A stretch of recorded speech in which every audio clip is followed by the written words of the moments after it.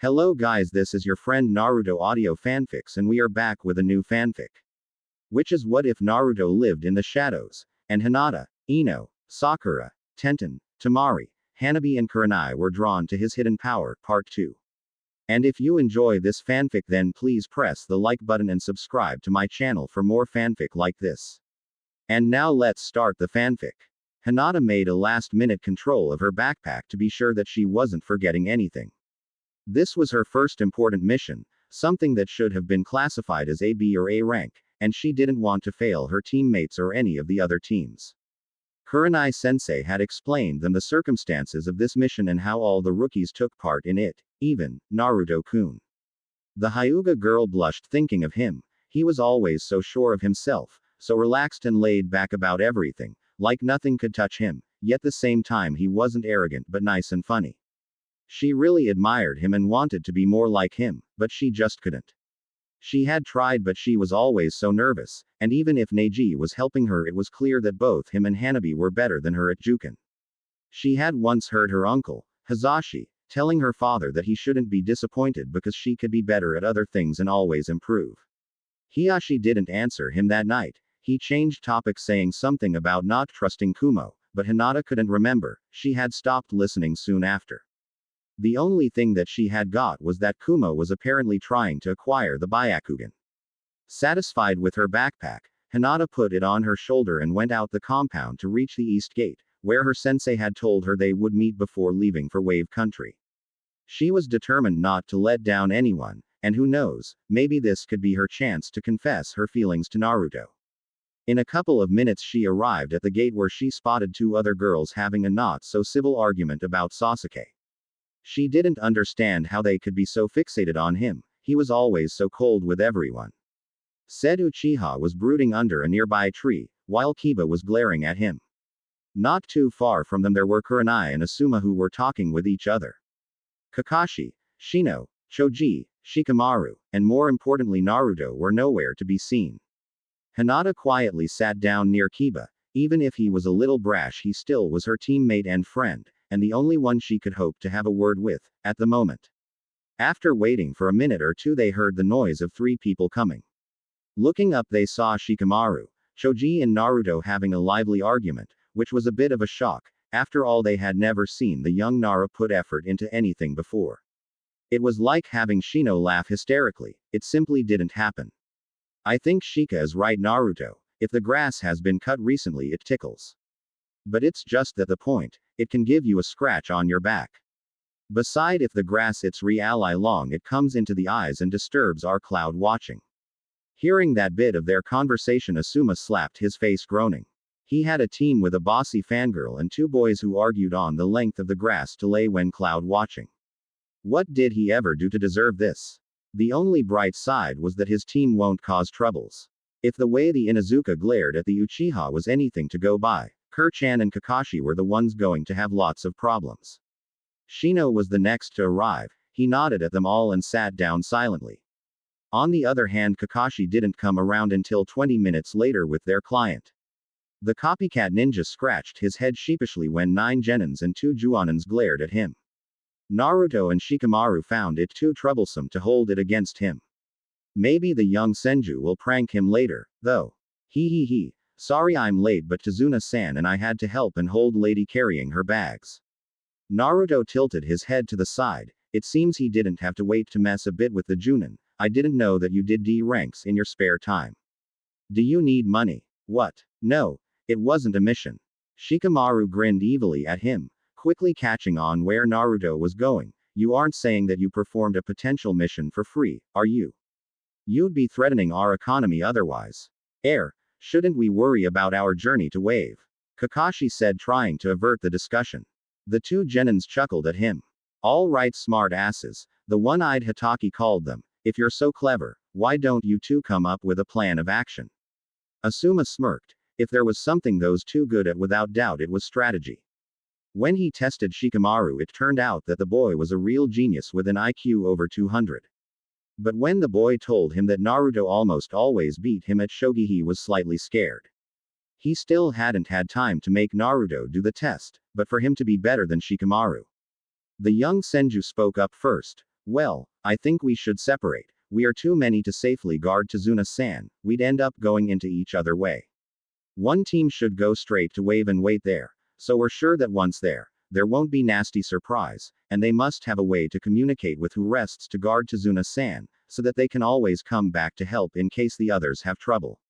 The Nara added. Naruto nodded, and another team should walk slightly ahead to prevent eventual ambushes. So one in Wave, one ahead on the road, and one with Tazuna. How does that sound, Kakashi-sensei? Said silver-haired Junin, and Kurenai looked at Asuma, who was smiling at them. The hell with their argument about the grass, he didn't mind any more as long as he could rub into the other sensei's faces how his students could come up with great plans. However, it seemed that a certain pink-haired genin had different thoughts. What kind of plan is that? We should stay together, it's too dangerous to spill up. On the contrary, Sakura-san, Shino said, it's only logic to make sure that our destination is a safe place, and the two teams that travel could always regroup for the nights, while still remain separated during the day, making them smaller targets to avoid attention. And which team should get which role? Ino asked her two teammates. I'd say that Hinata, Kiba, and Choji should head to Wave because with the Byakugan and Akamaru they should be able to tell if the place is safe and when we're coming. Shikamaru reflected out loud. Sasuke, Sakura, and Shino should travel ahead with the bugs controlling the path. Which would leave us with the old drunk. Naruto noted, playing with a sake bottle in his hands. It took Tazuna some seconds to realize that it was his bottle with his sake that Kid had stolen. The fact that he also had a pack of cigarettes and what looked like books made quite the picture. Kurenai-sensei were surrounded by bad people with bad habits. The orange-clad boy whined, showing her all the things he had. The red-eyed Junin shook her head with an half-smile. At least it seemed Hinata won't have to worry about him developing one of those addictions, despite the bad examples her colleagues and client were providing. I can't believe we're following those two's plan. Wasn't using our numbers the whole point of sending 3 teams? Sakura complained. It was starting to get on Sasuke's nerves how she won't ever shut up, and the fact that Kakashi was peacefully reading his smut while Shino didn't seem all that affected while his bugs had made a bunchen of Tazuna wasn't improving his mood. He also had trouble accepting the fact they were indeed following the sleeping duo's plan. What made it so good? He could have done better. The only good thing was that, being in the scouting team, he'll be able to finally fight real opponents and show just how much more skilled he was compared to everyone else. And surely then Kakashi will realize that he was ready for serious stuff and will stop to force him doing stupid chores. What Sasuke didn't notice during his mental rant was that the Junin had actually put away his precious orange book and was looking ahead at 2 small pools. Glancing at his students, he saw a brooding boy lost in his own world, a girl lost in her fantasies about said boy, and only Shino and his bugs who were aware that something was wrong.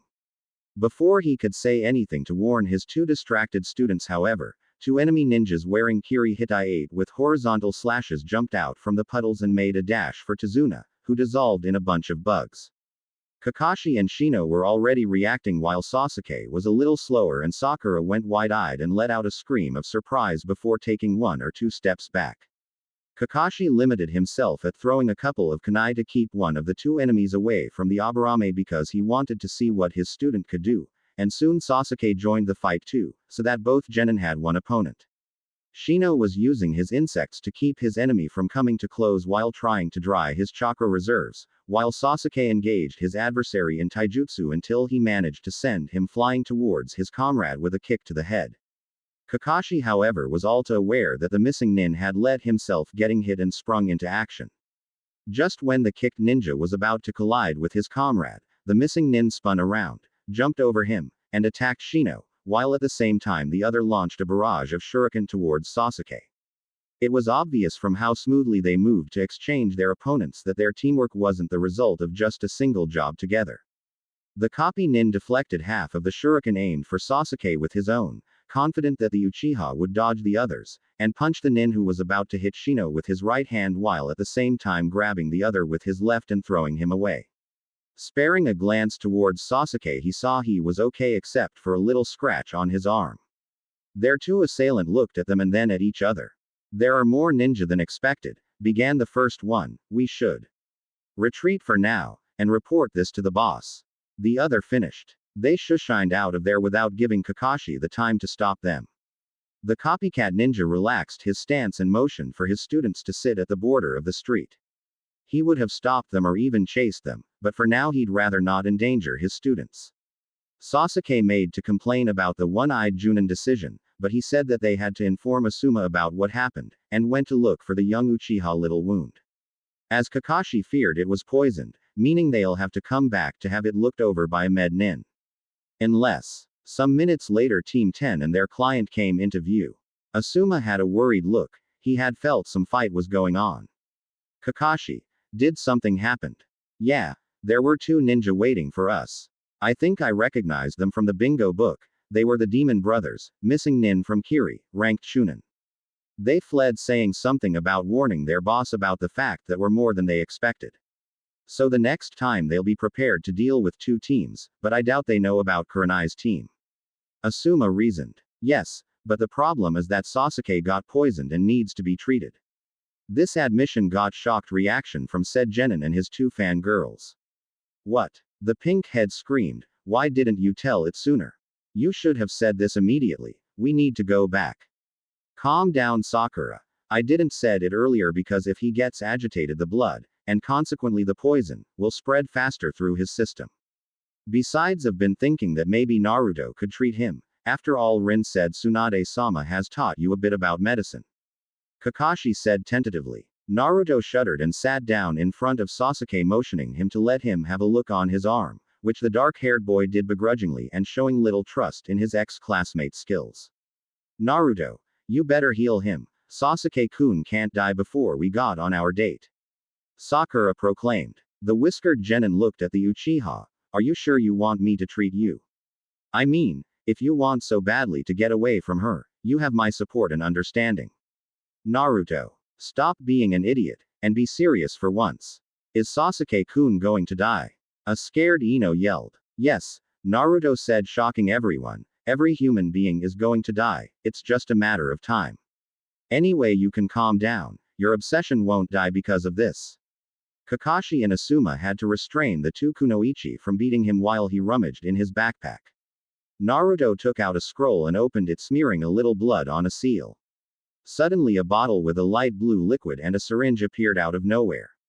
I'm not totally sure of what poison has been used and don't have the time to do a specific antidote, but I do have an idea of what substances have been used, and this will no doubt be effective.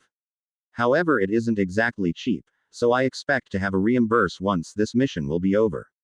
Ino and Sakura got angry at that. How can you speak about money in a situation like this? Hey, it's not like I've asked him to pay me, but this medicine is quite expansive, so the village will have to pay me back for it. Kakashi decided to speak up to prevent a fight between the genins. Don't worry Naruto, we'll mention this in our report. Now, is Sasuke alright? Does he needs rest? I'm fine. The wannabe Avenger shouted. Sasuke don't be reckless, in situations like this you have to listen to the medic nin in charge of your treatment. The silver-haired Junin reprimanded. He'll be alright, he shouldn't strain himself, but if we camp now and he sleeps all night tomorrow he'll be good as new and able to fight. Naruto answered putting his scroll back in his backpack. Kakashi eyed him for a second before asking, on a different note, are those storage scroll? Yes, Jiraiya Kyufu gave me them as birthday gifts. The copy nin nodded before turning towards Amma, maybe it's better travel together from now on. Since we weren't able to stop them once they'll relay this info an attack will be inevitable and they'll know where to strike. The other Junin nodded in acceptance and they began to camp, all the while Tazuna looked at the orange-clad boy with newfound interest. He had heard that medic nin were extremely rare, not only that, but together with seal masters and bloodline limit wielders they were the most wanted. To think this kid was already good enough to treat a poisoned wound with so little effort was amazing in his eyes. Meanwhile Kakashi resolved to have a word with his team. Come here guys, I want to speak about what happened. Firstly it's about you Sakura, and you Sasuke. This mission isn't a walk during which you can reflect on the meaning of life, so I'm expecting you to be more aware of your surroundings from now on.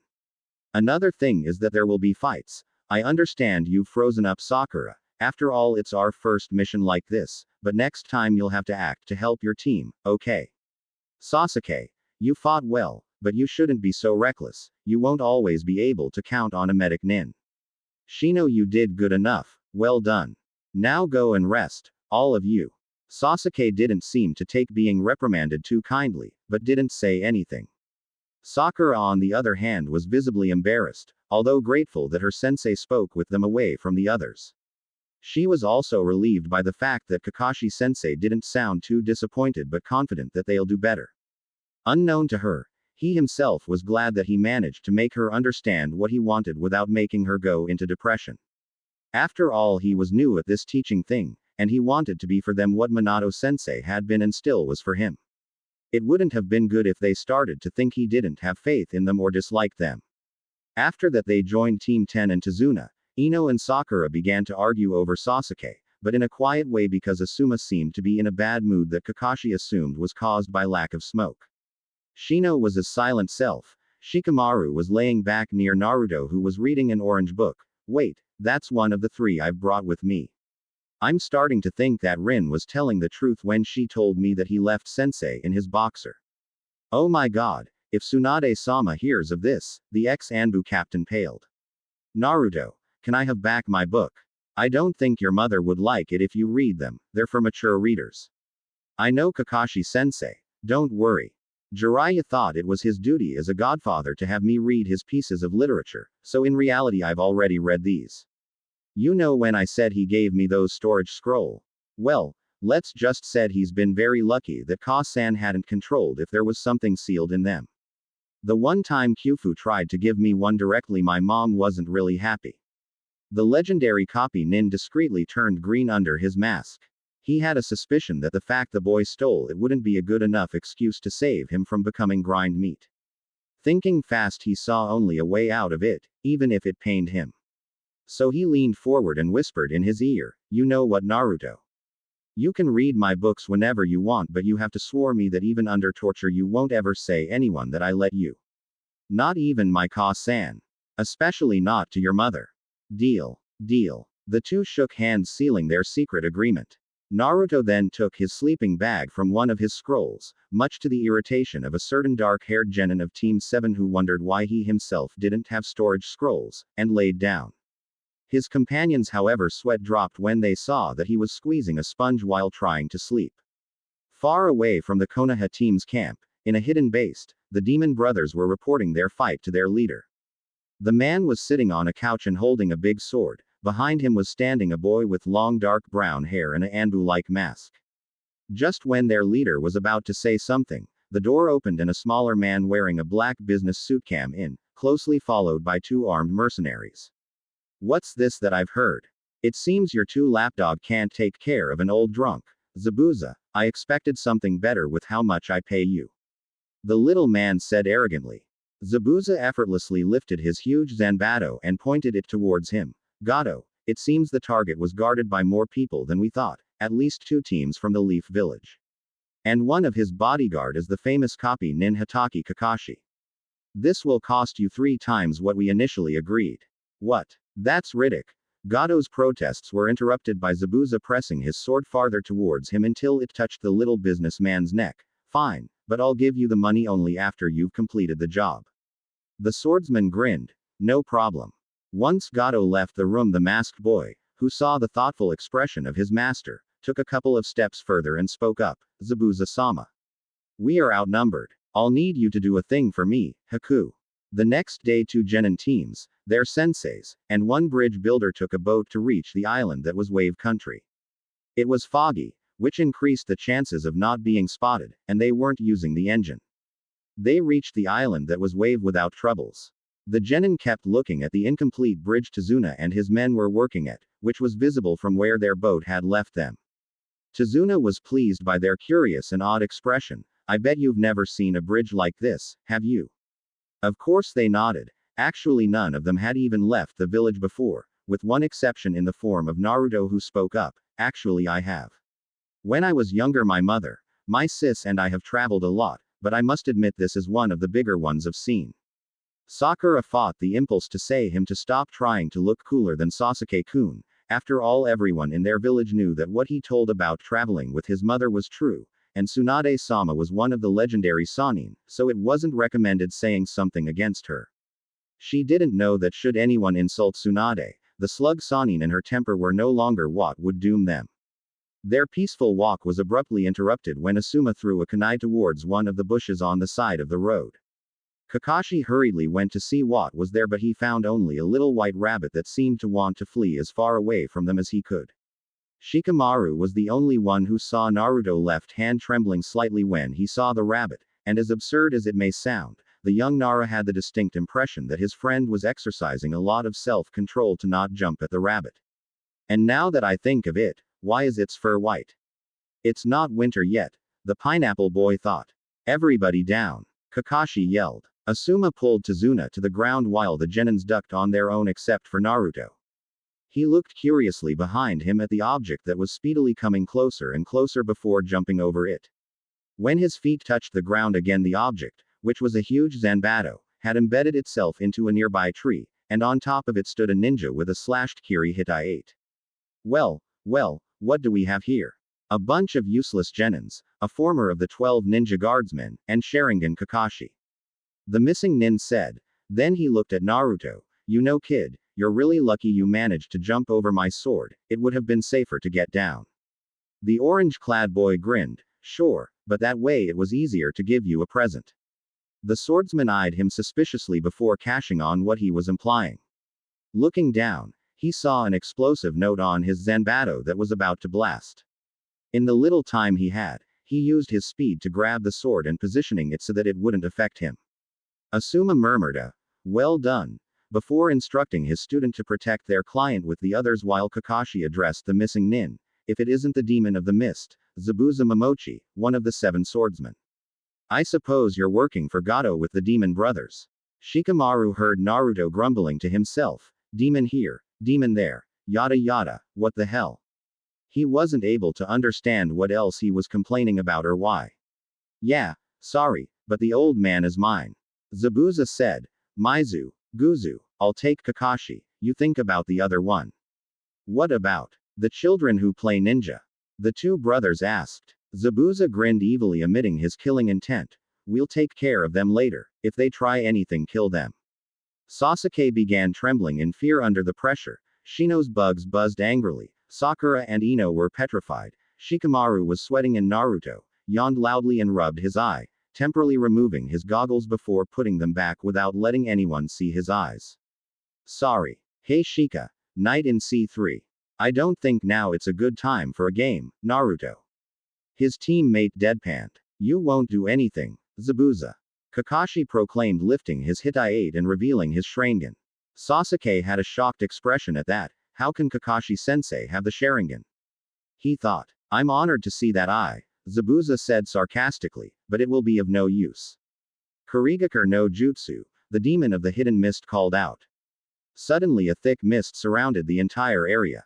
On the other side, the last thing the genin saw was Asuma taking out his chakra blades, then everything was covered from view. Kakashi didn't like it one bit. Zabuza was a dangerous opponent and the thick mist was hindering the advantage the Sharingan provided him. He was confident that Asuma could hold his ground against 2 Chunin, even if their teamwork was great, and it's been years since they became missing nin with that rank, years in which they had no doubt trained to improve their skills. Okay, Kakashi was worried, not only about himself and Asuma, but for their students as well. If they left their positions, if he or Asuma were defeated or left an opening for their opponents to go past them. There were so much things that could go wrong. The copy nin wondered if his own sensei, Minato, had felt like this when he was teaching him, Rin, and Obito. No, Kakashi thought. I won't fail again, I swear Obito, I won't let another comrade die. Gathering his chakra, he released it in a powerful pulse, partially dispersing the mist created by Zabuza's jutsu. However, he was still unable to see him. A sudden thought hit him. The target was Tazuna and he had left an opening while standing in the mist. Time to die, old man. Zabuza said, bringing his sword down among the genins. Before any of them could attempt anything, Kakashi appeared out of nowhere and stopped the swordsman, stabbing him with his kunai, only for him to crumble in a mass of water. Mizu Bunshin. The copycat mumbled, just before being slashed himself, revealing that it was a Mizu Bunshin of Kakashi. Copying jutsu with this mist, I'm impressed. But it's not good enough. Zabuza said, kicking him hard. Kakashi took the hit full force. He could have dodged, but not without endangering his and Asuma's students. The one-eyed Junin was sent in a pool of water. Asuma wasn't having a good time. The demon brothers had a huge advantage fighting 2-on-1. Their teamwork was excellent, and the Leaf Nin was restricted in his movements if he wanted to protect his client and students. Channeling wind-natured chakra through his chakra blades, he waited for them to launch an attack. It didn't took them long, and with a coordinated maneuver they tried to slice his head off with their metal claws. Pity that they didn't know just how much sharper a weapon infused with wind chakra can be. Blocking one strike with one hand, Asuma used his other to counterattack, and successfully destroyed the other's claws, slicing it cleanly in half. His triumph was short-lived, however, when the missing nin whose strike he blocked used the momentum to go past him, and run toward Tazuna. Asuma didn't waste time in running after him, realizing only when it was too late that he had been tricked. The one who was nearing the bridge builder turned around and made to punch him, and even if the bearded Junin managed to dodge, he was hit by the other kick, which sent him into the same pool where Kakashi landed. Zabuza shushined on top of the water next to them and hastily made his hand seals. You fell for it, fools. Suoro no Jutsu. The demon of the mist outstretched both his arms and two identical spheres of water appeared encasing the two leaf nins. Shit, Kakashi thought. We got careless. Guys, Asuma yelled, take Tazuna and run, you have to get to his house. And warn Kurenai of this mess. He added in his mind. Zabuza laughed. Do you really think they'll make it? Maizu, Guzu, kill them all. The two brothers exchanged a glance before charging. Shino was about to order his insects to attack, but Naruto stopped him, grabbing his arm. Wait, make them come closer. He whispered, tilting his head slightly towards Shikamaru, who was ready to use his Kage main no just you as soon as they were near enough. Their plan, however, was jeopardized by Sasuke's eagerness to fight. The Uchiha heir went to stop Maizu, who dodged him to let Guzu punch the genin using the surprise element, while Maizu himself continued to run towards Tazuna and the others, just to stop abruptly when his and Shikamaru's extended shadow connected. Part of Shino's bugs then proceeded to drain the immobilized enemy of his chakra, while the others were helping Sasuke. Naruto grumbled to himself, and there the Rookie of the Year demonstrated his greatness, charging head-on his opponent without any plan whatever. Idiot doesn't even know the meaning of subtle. Deciding that he didn't care about the dark-haired prick of Team 7, Naruto made some hand seals and murmured quietly, Megan. Sakasama. Zabuza, who was looking at what his two underlings, suddenly felt his head spin, like someone had just turned his world upside down. He lost balance and inadvertently released Kakashi and Asuma from their water prisons. Guzu, seeing this, tripped Sasuke up and went to grab his brother before fleeing. Zabuza was about to retreat himself, when Kakashi blocked him, appearing in front of him, while Asuma was standing behind him. It seems that our children were able to force you and your lapdogs to retreat, Kakashi said. But unfortunately we can't let you leave, Asuma added. The former member of the Seven Swordsmen of the Mist was in a very bad predicament. He wasn't only outnumbered, he was also already low on chakra from having sustained 2 water prisons. He'll have to get away from there quickly. The 2 Junin and 1 missing nin tensed, ready to launch their attacks, when suddenly 2 Senbons came out of nowhere and embedded themselves in Zabuza's neck. He fell on the ground motionless. Looking at the trees, Asuma saw what seemed to be an hunter nin from Kiri, while Kakashi confirmed that Zabuza was indeed dead. I thank you for your assistance, I've been hunting him for a while now. The hunter nin sounded young, and judging by his height he had to be around their student's age. The masked ninja then shushined beside the body of the demon of the mist, and put one arm around his shoulders. If you would excuse me now, I have a corpse to dispose of. Hey, buddy, Naruto called. Then, without further warning, he threw several kunai at Zabuza's body, just for the hunter nin to deflect them. Naruto, what the hell do you think you're doing? Ino and Sakura screamed. Needles aren't usually used to kill opponents, they're the kind of weapons used by medic nin to incapacitate their enemies. While it's true that someone with a good aim and adequate knowledge can kill with one well-placed Senbon, the angle of those in Zabuza's neck indicate that our friend has put him in a momentary death state. After all, why wouldn't he dispose of the body here and now, or more importantly, why did he defended his corpse from my kunais? Your observation skills are really good, my compliments. The fake hunter nin said, but now it's really time for me to leave. Within Hanseal Zabuza and his accomplice vanished. Quote. Well, shall we go? Kakashi said, covering his left Sharinganai and taking out his orange book, lead the way to Zuna-san.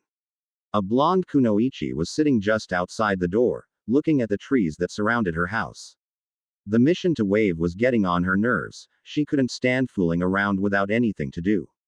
She sighed and patted Tun-Tun on its head, feeling worried, lonely, and pissed, for absolutely no reason except that she hadn't seen Naruto for 3 whole days now. It was the longest time they have spent apart since she and Shizune had found him. And the fact that the process was completed just before he left only increased her uneasiness. True, he seemed normal, but the fact was that he was far from it. He's always been, but now more than ever. What will happen if one of the Junin senseis notices his affinities? Or his control over fire? What if they notice he's masking his chakra? And the village? Tsunade sighed. She had too much free time now that Naruto was an active genin, and it was driving her crazy. Maybe Shizune is right. I should take the job of head of the hospital. I definitely can't stay here another second without losing my mind. With those thoughts, the blonde Sanin stood up and went toward the village. So, you basically had your asses handled to you by this Zabuza guy and his minions. Kiba, mind your language. Kurenai reprimanded him. The 2 teams led by Kakashi and Asuma had arrived at Tazuna's home with their client, and regrouped with Kurenai and her team. They had also met Tsunami, the bridge builder's daughter, who was now busy trying to make room for all of them. Are we sure that Sasuke is alright? The Genjutsu mistress asked. Yeah, he's fine, Naruto answered absent-mindedly, and I hope Kakashi-sensei will remember to report that I had to use a very expensive medicine. Sakura glared hard at him, while Ino rolled her eyes. The blonde kunoichi had realized that no matter what, her teammate could be incredibly stubborn when he wanted to, besides she was sure that he liked to piss people off every now and then.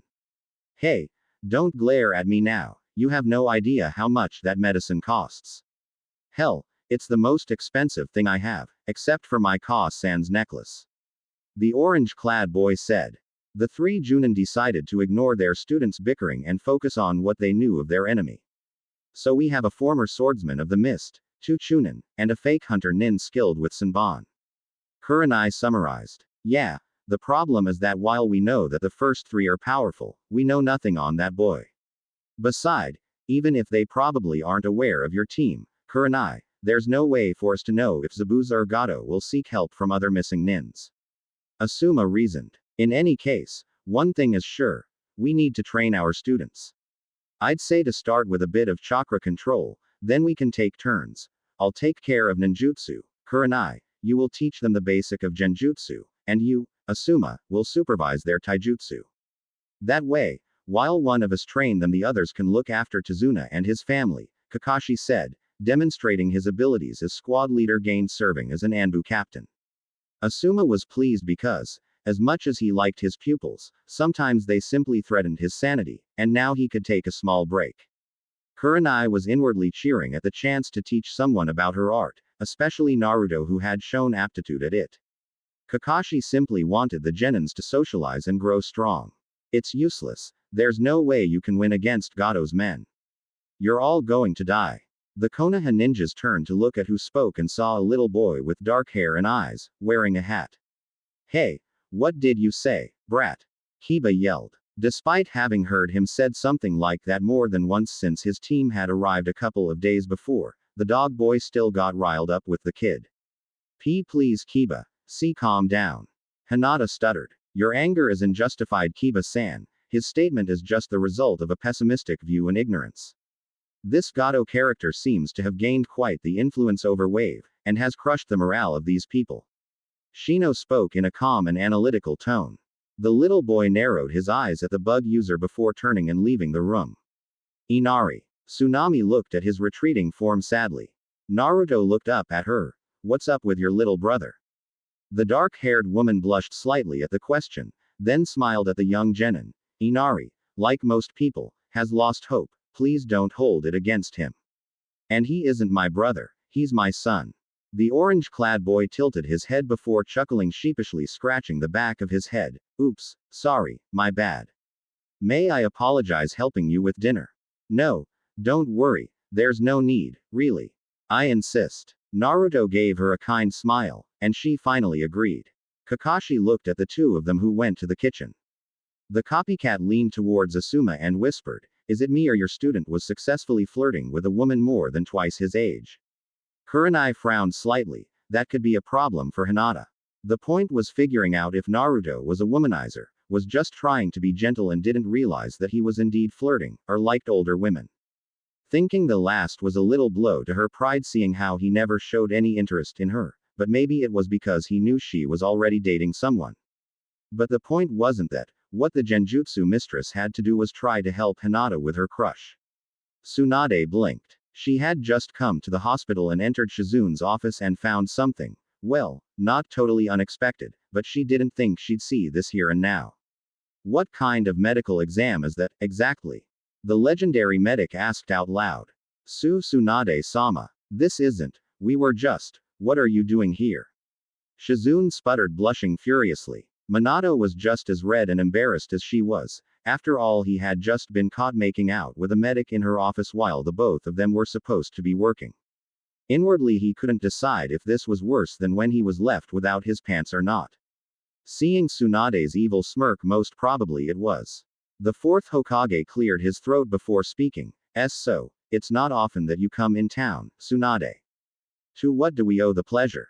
Well, I wanted to ask if the hospital had a job for me, but I can back later if you two are busy. Minato chuckled nervously. No, no, no. You want to work at the hospital? That's great. I'll go to take the pap. He stopped with an horrified expression. The two medic nins looked at him curiously. Minato-kun. Shizune grabbed his shoulder and shook him gently. More paperwork. Why did I take this job? I thought I would fight to protect Konoha, led my village and all that stuff. Instead, I find myself drowning under tons of documents. Akage's title is just the most blatant example of deception between ninjas. Tsunade scoffed impatiently. Oh, come on, take it like a man. She grabbed him by his vest and dragged him to take the papers necessary. However, as soon as they were out of the room and Shizune couldn't hear them, Tsunade looked him in the eyes seriously. I'll warn you just once, Minato, Shizune is my only apprentice, and in time I came to care for her like for a daughter or a sister. If you break her heart, I'll break everything in your little body in the most painful way possible. The yellow flash replied just as seriously, I won't. Then with a more light-hearted expression he added, you know, Naruto said something similar, he's growing to be just like you, it's scary. The female Sannin smiled happily at that.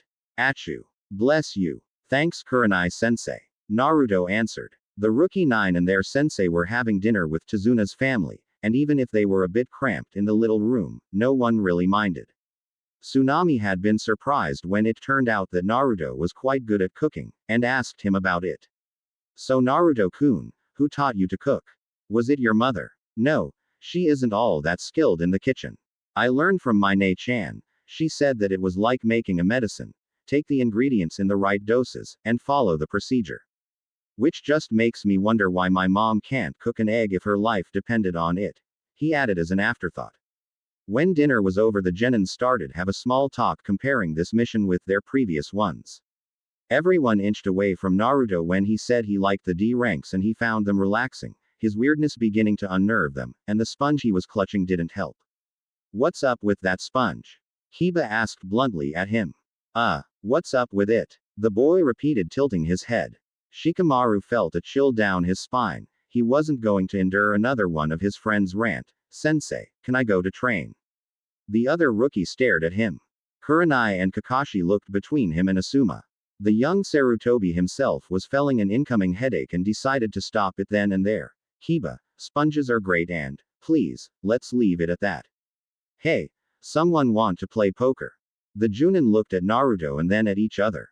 It seemed that the young Senju had taken after his adoptive mother and her gambling addiction.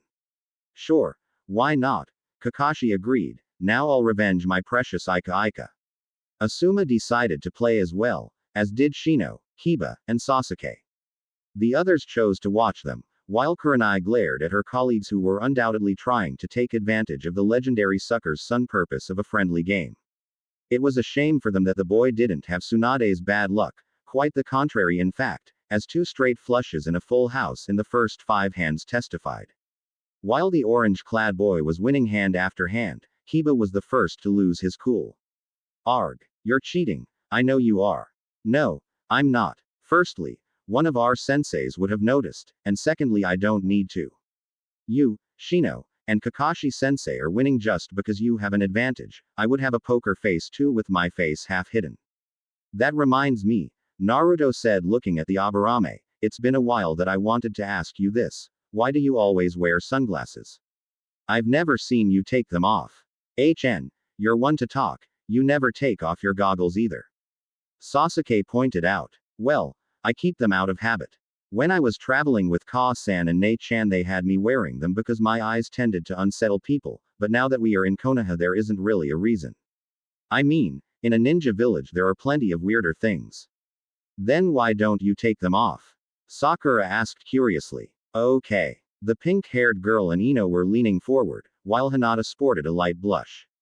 Shino was as stoical as always, while Sasuke and Kiba tried to hide their interest. Choji and Shikamaru on the other hand had already seen his eyes and chose to look at their senseis and fellow genins' reaction.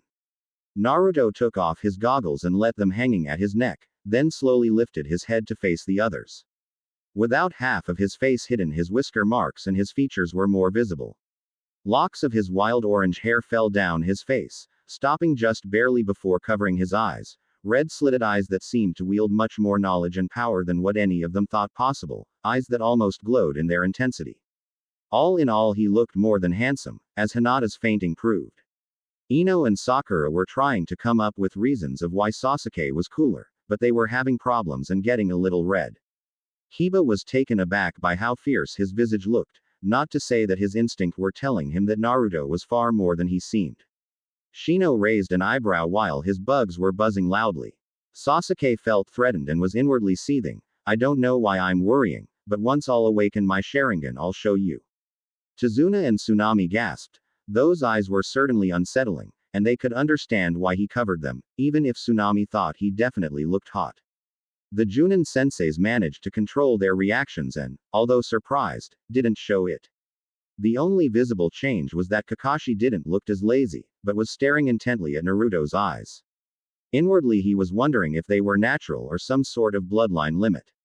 Unknown to everyone, Kurenai was mentally berating herself for feeling attracted to this child, not only because she was dating Asuma, but also because she was supposed to help Hinata win his heart, not fantasizing about how he would look with a couple more years and without his shirt. Bad Kurenai, bad. Naruto smiled mischievously and tilted his head to the side, his locks almost hiding the amused glint in his eyes. Is there anything else I can do for you? However, I'd ask not to make me take off anything else.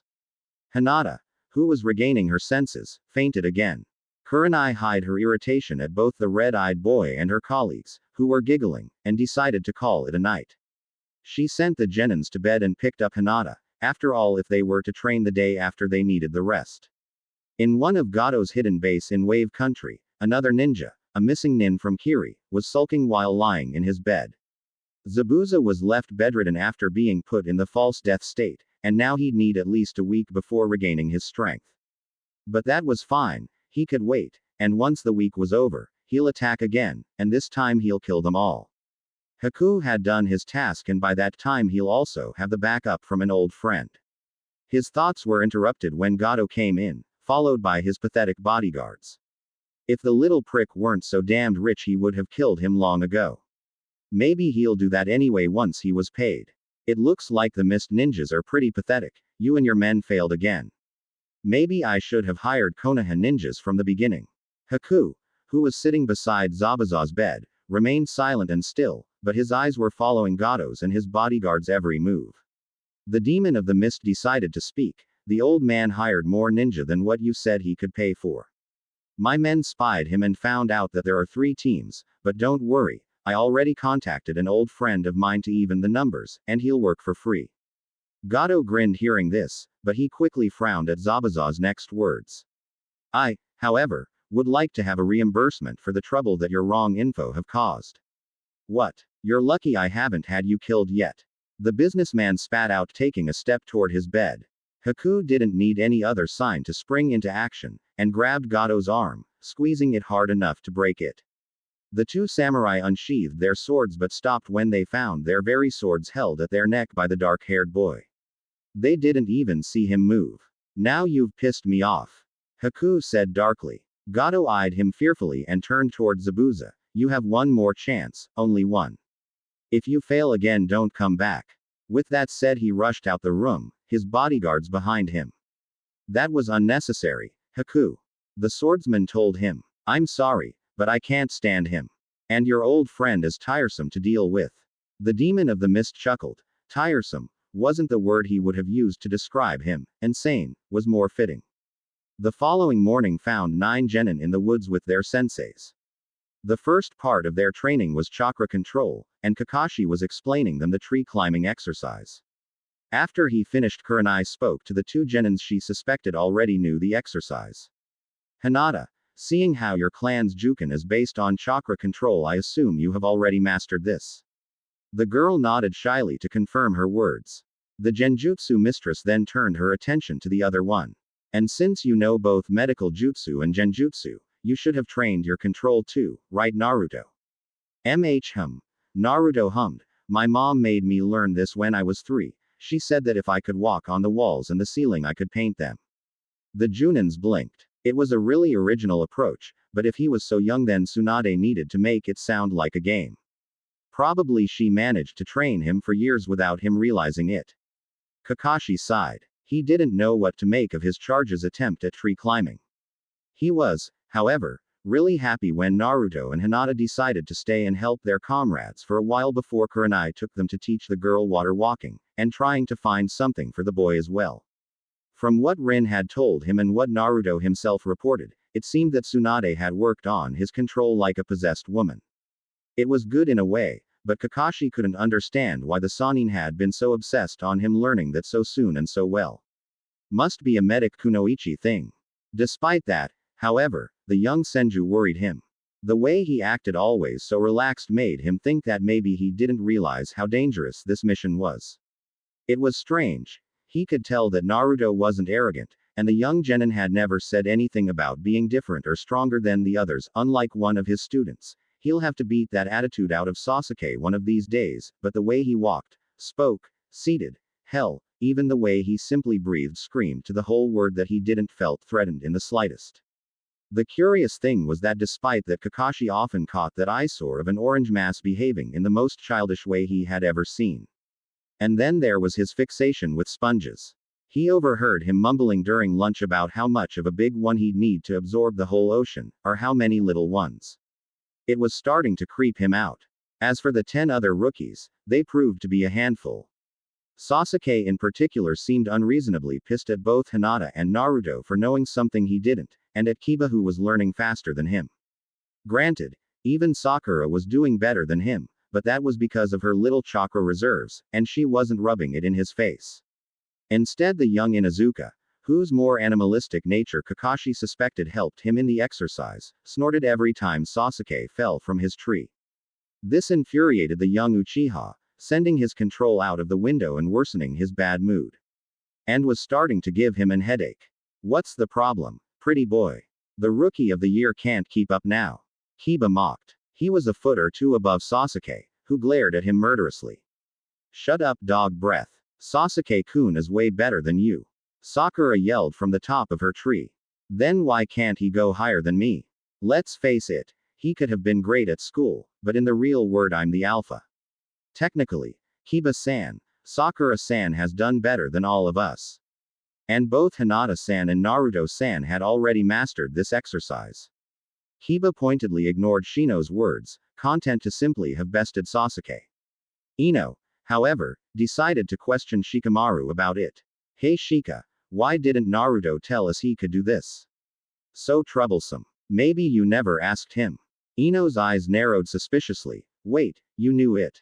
Choji joined their conversation, answering in his place. He told us that Tsunade-sama trained him in chakra control and medical theory, but he never went into details. Before Ino could reply, Kakashi's voice interrupted them. Less talk, more practice. We don't have time for that. While the genins went back to their exercise, the copy nin noticed the contempt in Sasuke's eyes. Could he really be so selfish to despise whoever knows something he doesn't? Kakashi sighed again. He had really hoped they could learn this in a day or two, especially after Hinata and Naruto gave them some pointers, but so far only Sakura seemed likely to do it in that time while, from the look of it, the others will took a little more. In any case, Kurenai, Asuma and he won't be able to teach them anything new. There simply wasn't the time for them to learn new skill good enough to use them effectively in the field. He only hoped that their enemy didn't find a powerful ally in the meantime. On a shore not too far away from Kakashi and his charges, Kurenai found herself sighing, not unlike her colleague. It wasn't the fact that she had definitely nothing to teach Naruto on chakra control, on the contrary, she saw that as a great opportunity to start on genjutsu earlier. The problem wasn't even the very red-faced and very passed-out girl in front of her. Well, that was a problem, but what had her sighing was the boy who caused that. An orange-haired red-eyed boy who, upon seeing the ocean, shamelessly stripped down in front of both her and Hinata before diving in the water. Naruto, was taking off your boxers really necessary? Couldn't you have just a bit more decency? But Kurenai-sensei, I'm just a boy and I know you're dating Asuma-sensei, and Hinata-san, well, with her eyes it's not like I've shown something she couldn't already see. The genjutsu mistress pinched the bridge of her nose. The fact that she had been affected wasn't something she'd say anytime soon or ever. Although, she had to admit that as time went by she felt less and less attracted to him and was coming to see him as the child he was, as if he was slowly closing a tab that poured out. Kurenai blinked. Where did that come from? Never mind. Let's focus on the problem. Naruto, you just don't strip down in front other people like that, especially in front of a girl. And even if Hinata could see through clothes, that doesn't mean she does it. I really shouldn't have to say you this, didn't your mother ever spoke with you about this? Maybe, Naruto muttered, sinking into the water. Kurenai shook her head and turned her attention to her passed-out student.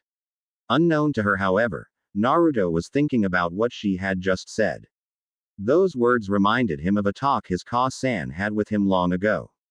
Having the power to do something doesn't mean you have the right to do so. People should try to do the right thing, not everything they could just because. How do I know what's the right thing to do? Asked a curious Naruto. Tsunade smiled at her little boy. It's simple, you. Naruto. The red-eyed boy gave a start. What happened? Kurenai stared at him with an irritated look, while the now conscious Hinata was working on the water, walking with a very red face. You were spacing out. Now come here, get dressed, and let's see what we can find for you to work on, the genjutsu mistress ordered. Zabuza was sitting on his bed, looking at man in front of him. He somewhat regretted that Haku wasn't there. Out of all the 7 swordsmen of the mist, the one who was staring back at him was perhaps the most unpredictable one. Although other people said the same about him after the whole final test of the academy fiasco. I don't like you. I can't stand you. You and Kisame have always pissed me off. Zabuza snorted. Same here, Raiga. But what I propose to you is just a little easy job, one that will let you organize all the funerals you want afterwards. The long-haired swordsman pondered the offer for a while. He didn't like Zabuza. He had half a mind to kill him now that he was weak and organize a nice funeral for him. On the other hand, if his so-called ex-comrade was speaking the truth and he followed him, he could make many others soon enough. What are we doing, Raiga? A voice that seemed to come from his backpack asked. We'll stick with you, Zabuza, but just this one time. That said, the green-haired shinobi turned around and left the room. As soon as the door closed behind him, Mizu and Gozu voiced their own question. Zabuza-sama, can we really trust him? The demon of the mist closed his eyes and relaxed. Don't worry, for now he won't do anything, and once I'm back at full power he'll be no match for me. Now be quiet, I need to rest. In his mind, however, his thoughts were along these lines. He went from being an insane bastard with an obsession for funerals, to being an insane bastard that speaks with his backpack and has an obsession for funerals. Great. I wonder who or what the hell could be there. Haku was wandering in the woods looking for medicinal herbs for Zabuza. His current attire was that of a civilian except for the hidden needles in his sleeves. With the basket under his arm, he must have looked like someone who was going to a picnic. He was walking immersed in his thoughts when he saw something out of the corner of his eyes, something bright orange in the middle of a clearing. He went to look closer and recognized one of the genin hired by the old bridge builder. My eyes hurt. Seriously, though, I spotted him when I was almost a mile away. Bright orange isn't exactly stealthy in a forest. Haku felt conflicted on what to do. On one hand, this boy was an enemy and should be eliminated, but on the other hand, they weren't fighting right now, and he really didn't want to kill him, especially in his sleep. So he decided to wake him and try to gain some info talking with him. Naruto felt the person who had approached him in his sleep shake his shoulder and put on his goggles before opening his eyes. You shouldn't sleep out here, you'll catch a cold. A boy with long brown hair and wearing a pink kimono, I can't remember, what's Haku wearing? Said. Ma, you didn't have to worry about me, I'm used to it and I don't catch colds. Naruto waved him off. Oh, I didn't see your Hitai, so you must be a ninja. What were you doing in the forest? Haku asked, hoping to know more about what the Konoha ninja were planning. Relaxing, seeing the sights, training, napping, a little of everything. And you? Do you always wander in search of people sleeping outside? Naruto asked. However, giving him a better look, he noticed the basket he was carrying, or, more specifically, what was in it. Hey, these are medical herbs, are you collecting them? Do you need some help?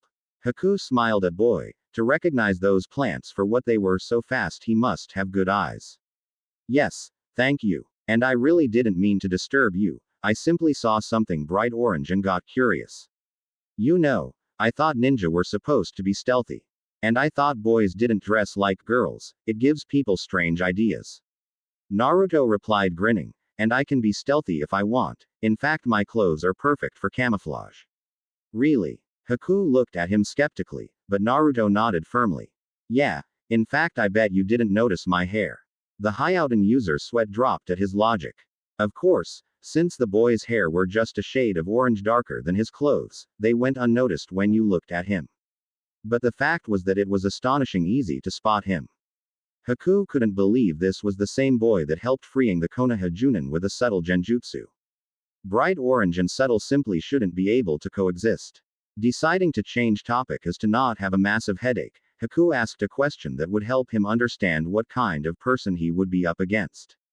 You seem to know a lot on herbs for a ninja. I was under the impression that your job requests a different set of skill. Usually it's like that, but I'm more of a defensive fighter than an attacker one.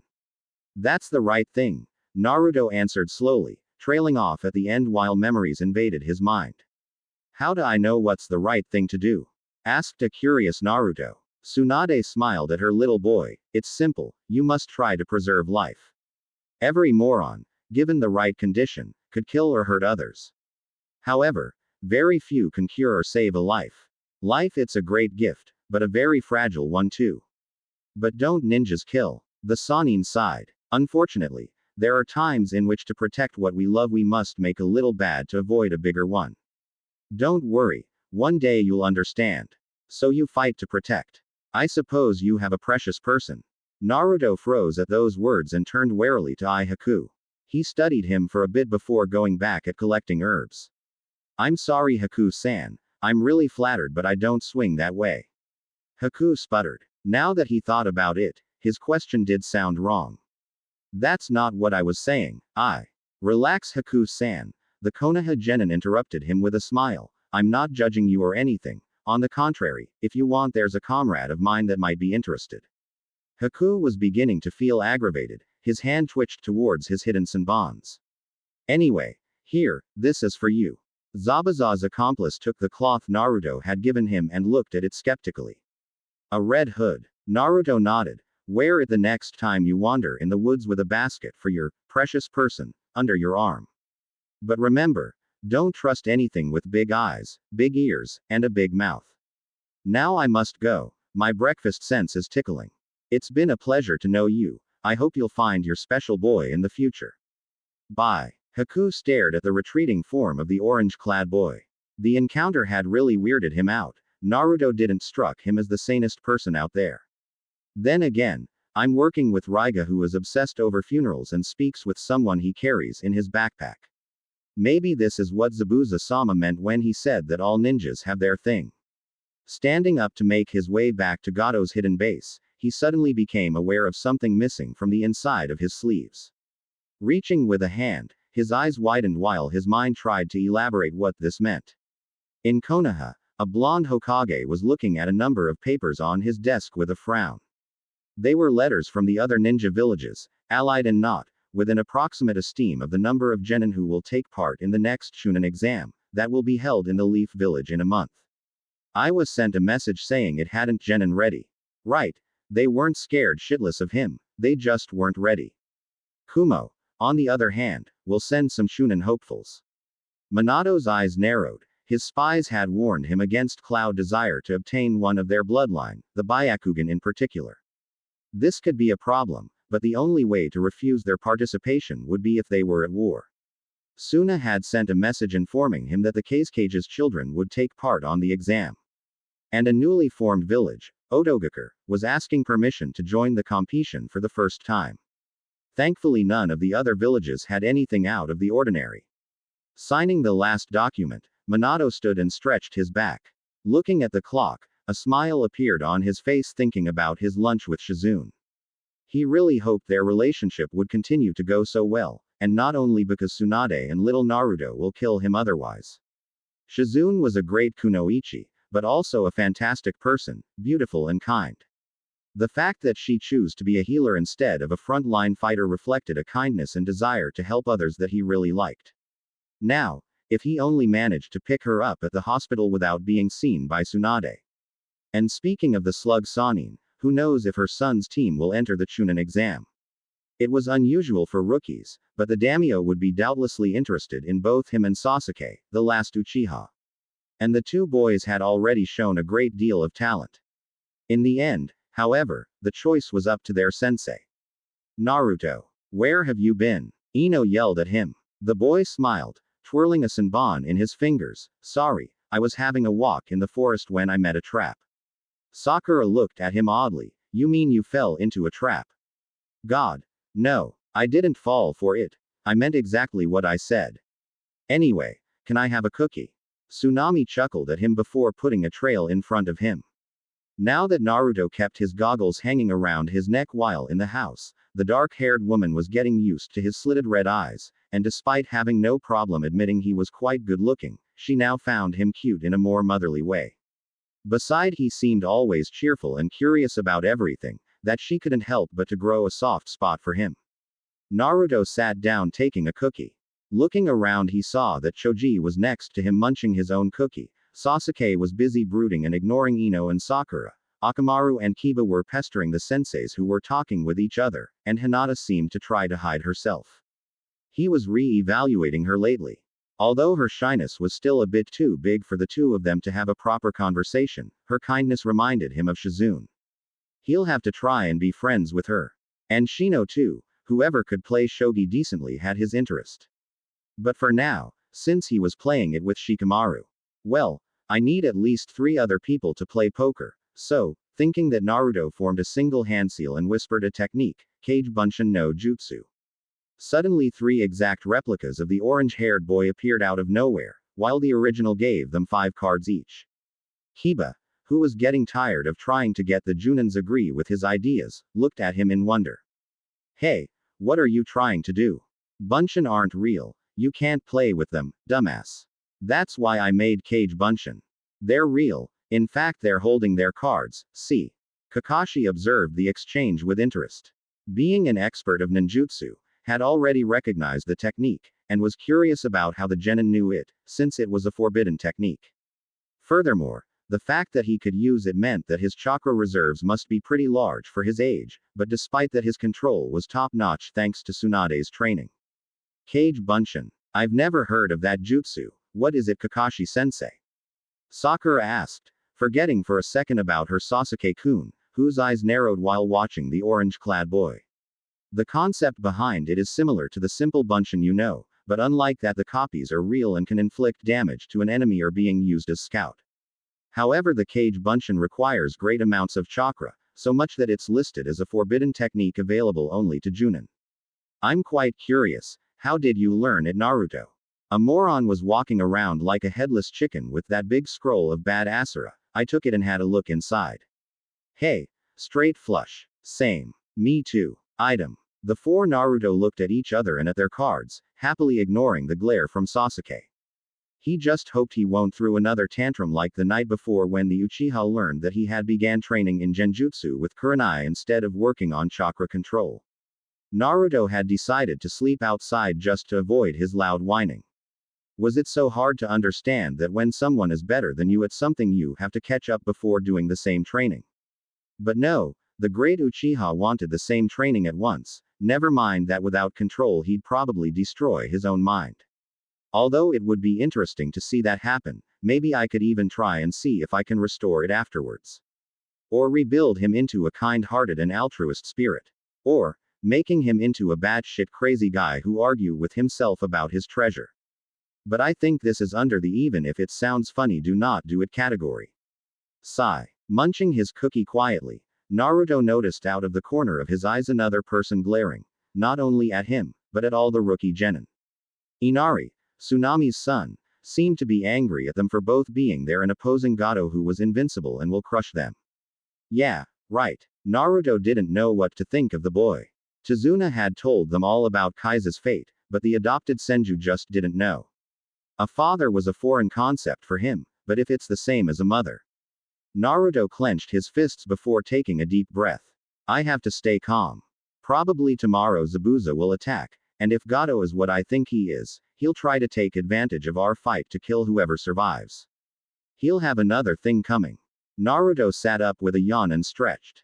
It had been roughly a week and a half since their encounter with Zabuza, and he'd be back any time now. Because of that they had changed their routine 2 days ago. Instead of training together all the day, one team would always be with Tazuna, one would stay with his family, and the last one would train in a place that was halfway between the two ready to help either one if need be. Today it was Team Kakashi turn to guard Tazuna and Team Kurenai turn to train. That left Naruto and his teammates and sensei at home with Tsunami and Inari. He liked it because it meant that he could oversleep. Rubbing his eyes, Naruto slowly made his way downstairs and into the kitchen to eat breakfast. Naruto, Kurenai has just sent a message. Kakashi and his team are under attack and need support. I, Shikamaru and Ino are going to help. You stay here and guard Tsunami and Inari. Before the boy could say anything or even raise his head to look at his sensei, he and his teammates were already gone. Naruto blinked, letting Asuma's words sink in. After a couple of seconds of utter silence, he scratched his head, shrugged, and sat down to eat breakfast. Tsunami stared. Inari glared fiercely, shaking in anger. What are you doing? He demanded. Naruto looked at him with his head tilted to the side. Breakfast. The dark-haired boy seemed ready to jump on him and Naruto had no idea why. He still couldn't understand the way some people thought. Deciding that he could try to figure the boy out later, Naruto finished to eat and went back upstairs to take off his pajamas and get some clothes. Both the other Genins and Junin senseis had looked at him strangely when he had changed into it before going to sleep, but he had paid them no mind. Naruto stifled another yawn and was putting on his orange jacket when there was a crash downstairs. He was really starting to think that he shouldn't have got up this morning. As he came into the kitchen, what he saw was Inari leaning on a wall crying, and two thugs, with swords holding Tsunami, who was yelling them to leave her son alone. Naruto felt a pang of irritation. He liked Tsunami, she had that aura around her that he associated to all those women who had children, she was always kind to him in a motherly way, and those two simply looked too smug and arrogant for their own good. They reminded him of those thieves that attacked his mother and sister years ago. Taking a deep breath he tried to solve the situation diplomatically. I suppose you two are Gato's employees. I'd really appreciate if you could let Tsunami-san go and leave peacefully, so that no one gets hurt. Zori pulled Tsunami towards himself and wrapped his left arm around her waist, pressing his body against her back. Don't make me laugh, kid. Who do you think you are? The dark-haired woman paled as she felt him subtly rubbing his crotch against her butt, fearing what she knew he and his comrade would do to her if they managed to bring her to one of Gato's places. Naruto noticed the gesture too, and that, together with the tears he saw forming in Tsunami's eyes, made his expression darken. I asked that kindly, but judging from your behavior, you seem to be what my mother calls a lost cause. As such, I'm afraid I'll have to use force. Naruto said seriously. Oh, really? Well, then it's a pity your mommy isn't here herself. I definitely wouldn't have mind teaching her a lesson too. Waraji mocked while the other mercenary chuckled. I see. Naruto said, and for some reason his cold tone sent a chill down everybody's spine. After that, you can't really despise me if I won't show you any mercy.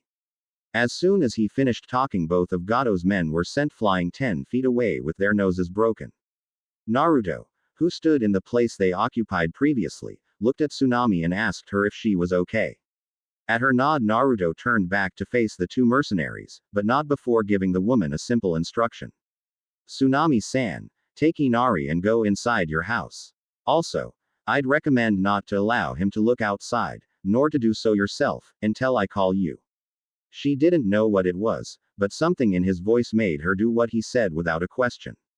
Naruto waited until she and her son were inside their house, not minding that Gato's men stood back up in the meanwhile. Once the two he protected were no more in the open, however, he took off his goggles and stared at the two mercenaries in the eyes. Zori, his sword drawn, was yelling at him angrily, "You little bastard, now all." His voice died out as he began trembling so much that his sword fell on the ground while he himself fell on his knees. Breathing had become harder. Sweat formed all over his body. He tried to grab his sword from the ground, but his hands were simply trembling too much. Waraji, who had fallen on his butt, was in a similar condition. But whereas his comrade was pathetically and desperately trying to get a hold of his weapon, he was completely paralyzed. And, unlike his comrade, he was staring back at the one responsible. He was staring back at two glowing red slitted eyes in which he could see his own death. Naruto slowly walked towards them, his face void of any emotion. When he finally reached the two, he stopped and stood in between them. Zori was still trying to grab his sword while whimpering, while Waraji had pissed his pants and looked quite green.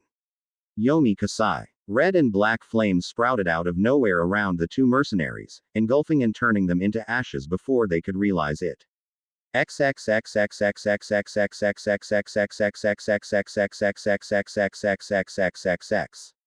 Around an hour before Naruto woke up, Tazuna went to work on his bridge with Team 7 to guard him.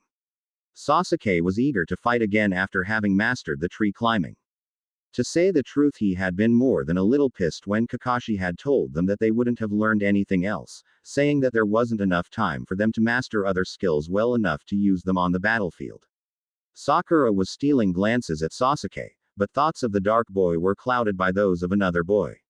So, yeah, Naruto had the most amazing eyes she had ever seen, and without those monstrous goggles she had been able to see that he wasn't bad looking, he was handsome, but Sasuke was, well, he is Sasuke. He's cool, the strongest genin of the leaf, he's smart, and there was no doubt in Sakura's mind that once he awakens his Sharingan, the Uchiha's eyes would be just incredible. Right, there's simply no comparison between them. Naruto could be the adopted son of a Sannin and good looking, but he's just a child. He talks about sponges all the time, how can he be so immature? Kakashi stifled a sigh while observing his charges. Sakura was once again lost in her world, and Sasuke, even if he wasn't distracted like on the way to Wave when they encountered the demon brothers, just wasn't focused as much as he should be. Shino seemed the only one who was always on full alert. It didn't take long for them to arrive at the bridge, but once there they immediately knew that something wasn't right. An unnaturally thick fog was covering the entire area, hiding everything in an impenetrable white shroud. The moisture in the cold air, however, wasn't responsible for the shiver that went down the Genin's and Tazuna's spines as much as the feeble groans and whimpers coming from ahead, from the end of the bridge, where the other workers were supposed to be. Kakashi didn't waste a second. He had a bad feeling about this. Shino. My bugs are already on their way, sensei. Their whispers were interrupted by a loud voice coming from the mist. Ah, so we meet again, Hitaki. I don't see your friend though, where is he? I wanted to apologize for not recognizing the son of your old third Hokage, I could even have been paid really well for his head too. The silver-haired Junin didn't answer, he was too worried assessing the situation and he didn't need to be a genius to realize it wasn't a good one. Zabuza was in front of them with a confident grin, somehow visible even if covered by his bandages. At his side stood the same boy that saved him the last time, still with the fake hunter nin mask on. On the railings of the bridge, the demon brothers, one on their left and the other on their right, were glaring at them while fingering their metal claws. And as if they weren't enough to pose a serious and deadly threat, which in Kakashi's opinion they were, another missing nin came forward from the fog behind Zabuza. He had long dark green hair, a backpack covered by his cloak, two strangely shaped swords in his hands, and a face that he recognized as that of Kurosuke Raiga from the bingo book. Kakashi swore, another former elite swordsman of Kiri. What was the Mizukage doing to have all his stronger ninjas betray him?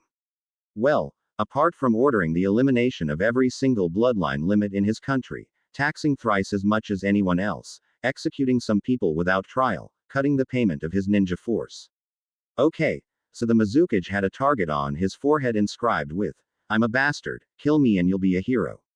Still, why did little poor old Kakashi have to fight with all these missing nin? It wasn't fair. The copy nin just hoped Kurenai and Asuma would come quickly. He and his team were not going to make it otherwise. You know what, Sharingan Kakashi? Zabuza said. I'm feeling generous, so if you and your cute little brats step aside and give me the old man, I may let you live. What? Screw you, Zabuza, you said there would have been funerals, and I'm going to make them one. If you don't like it, then I can just as well make one for you too, so I can talk about our time in the mist's ranks on your grave. The Leaf Junin didn't know if feeling relief from the fact that his enemies were arguing among themselves, or being worried about having to face a psychopath that killed his whole graduation class and a psychopath that apparently wanted to kill and make funerals for everybody.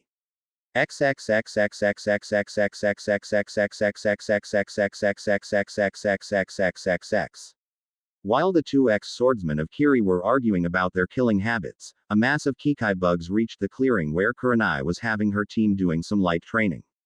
The three Junin senseis had agreed that none of their genins were to tire or hurt themselves now, since they expected an attack at any moment. So, because it was somewhat expected, when they saw Shino's bugs coming, Team Kurenai immediately knew what was going on and didn't waste a second in speeding towards the bridge to help their comrades. The bugs, however, knowing their opponents were harder and more numerous than expected, continued on their way to Tazuna's house. After all, their master had enough insects to fight even without them, and relaying the message to Asuma wasn't going to take too much time.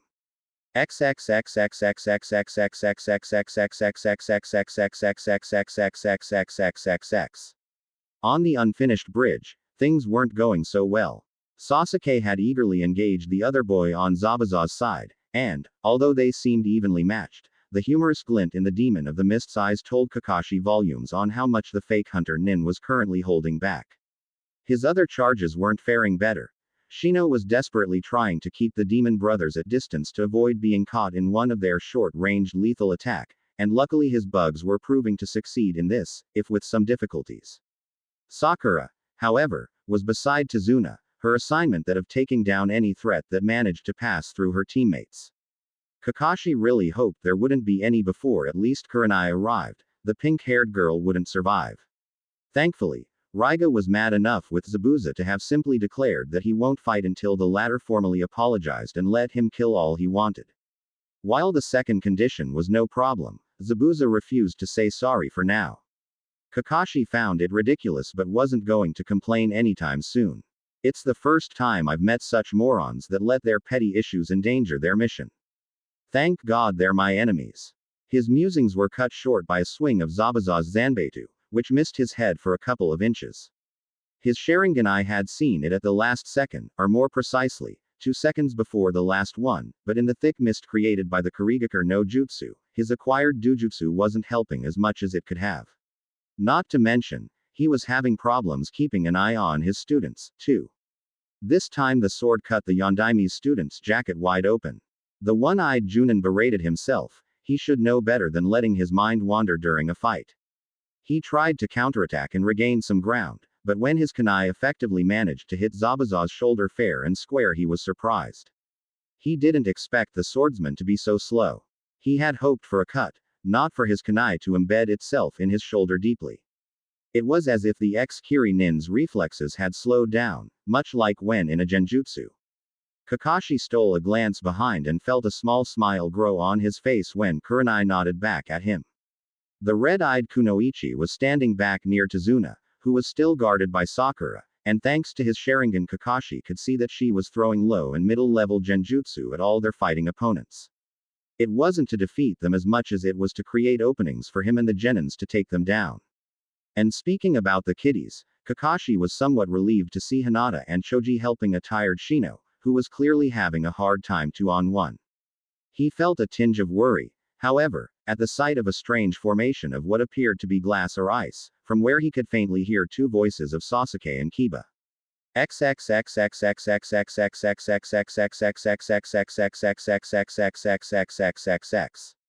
You stupid dog, why the hell did you come inside when we could have made a coordinated attack? Well, forgive me if I came to rescue your sorry, pretty boy. Who the hell do you think you are, Uchiha? Have you taken a good look at yourself? 'Cause from where I'm standing it looks like he wiped the floor with you. Haku observed calmly while the two boys were throwing insults at each other. Really? Doing this kind of scene during a fight? They were so childish. Out of the corner of his eyes the ice user noticed a souring Raiga grumbling to himself for his backpack, and sweat dropped. Ninja these days seemed the jokes of the elemental countries. Shaking his head he grabbed a handful of senbons and prepared himself. In a heartbeat, Haku was flying through his mirrors, raining needles upon the two-leaf genins who were opposing his master.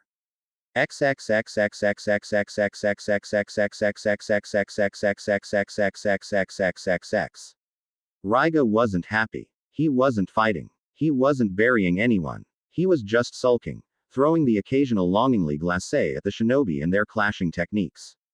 He wanted to join them, but I don't care. Until Zabuza apologizes, I'm not lifting a finger. Besides, I don't see anyone worthy of one of our funerals, don't you think, Renmara? I don't care as long as you're happy. But what was the point of coming here, then, Raiga? If only that damn bastard apologized. It's all his fault. The swordsman fell silent and resumed his observing of the fights going on. Hatake and the bastard were evenly matched, even if every now and then the latter's movements seemed to falter, thus leaving an opening. The stupid duo, or whatever the hell the metal-clawed minions' names were in a similar predicament against the three-leaf kids. All in all, the masked boy who displayed an elemental bloodline limit was the only one whose fight had a clear winner despite the other two boys and their puppies' attempts at resisting. Raiga, I see someone coming. Other Konoha shinobi. Sure enough, soon another leaf Junin and two genins joined the battle. That however was the last straw for Zabuza, and forgetting his pride for a second in his anger, he shouted at his inactive ally. Other nuisances. That's it. Raiga, you dirty shitstain, I apologize. Now move your and take those out. Ignoring the less that sorry or friendly apologies tone, Raiga took his swords and launched himself at the newcomers.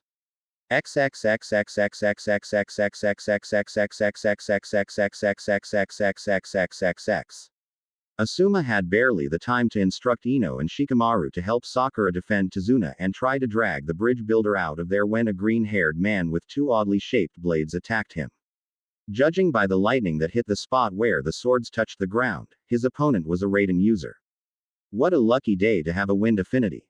Asuma dodged another swing of his opponent and took out his trench knives.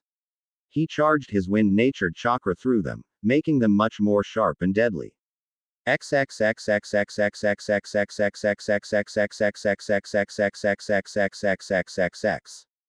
Things were going downhill. No matter how much Kiba wanted to deny it, neither him nor Sasuke were a match for Zabuza's accomplice, and his ice mirrors were unbelievably hard. He and Akamaru had tried and failed to break them with their combined attack, and even the fireballs of the young Uchiha failed to do anything. Kiba cursed. If only he'd known a powerful jutsu he would have destroyed that masked bastard and put those senbons of his where the sun doesn't shine. Sasuke himself was having similar thoughts, with the difference that he didn't even acknowledge Kiba's attempts in his equation. It seems that this is the end. Prepare yourselves, Haku spoke softly, readying his needles.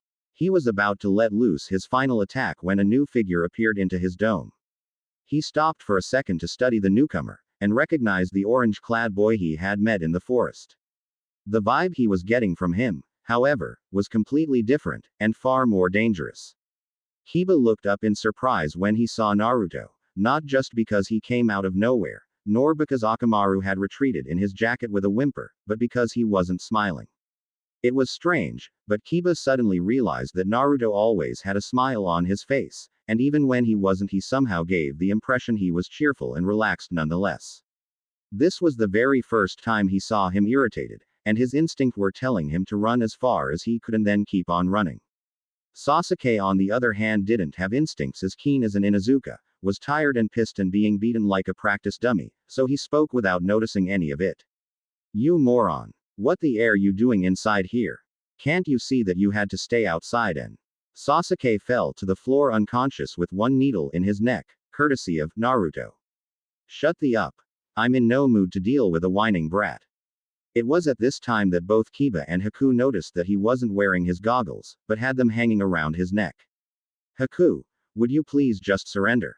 I've had an horrible morning. Haku made eye contact with Naruto and felt a shiver run down his spine at his red-slitted eyes. He shook his head to clear it and grabbed his needles. Zabuza had given him a mission and he'll do it. I'm sorry, but I can't do it. I must stop you. With those few words, Haku once again began jumping from one mirror to the other while firing the Senbons at his opponent. Naruto was faster and had better reflex and agility than he thought. He dodged almost all of them, only letting a few strike him. Haku was impressed with his skills, but all he had to do was repeat the process, launching needle after needle, until in the end even Naruto couldn't keep up anymore. Haku looked at the orange-clad boy in front of him breathing heavily and took the final needle to strike in his neck, when suddenly a sound like hundreds and hundreds of birds floated through the air.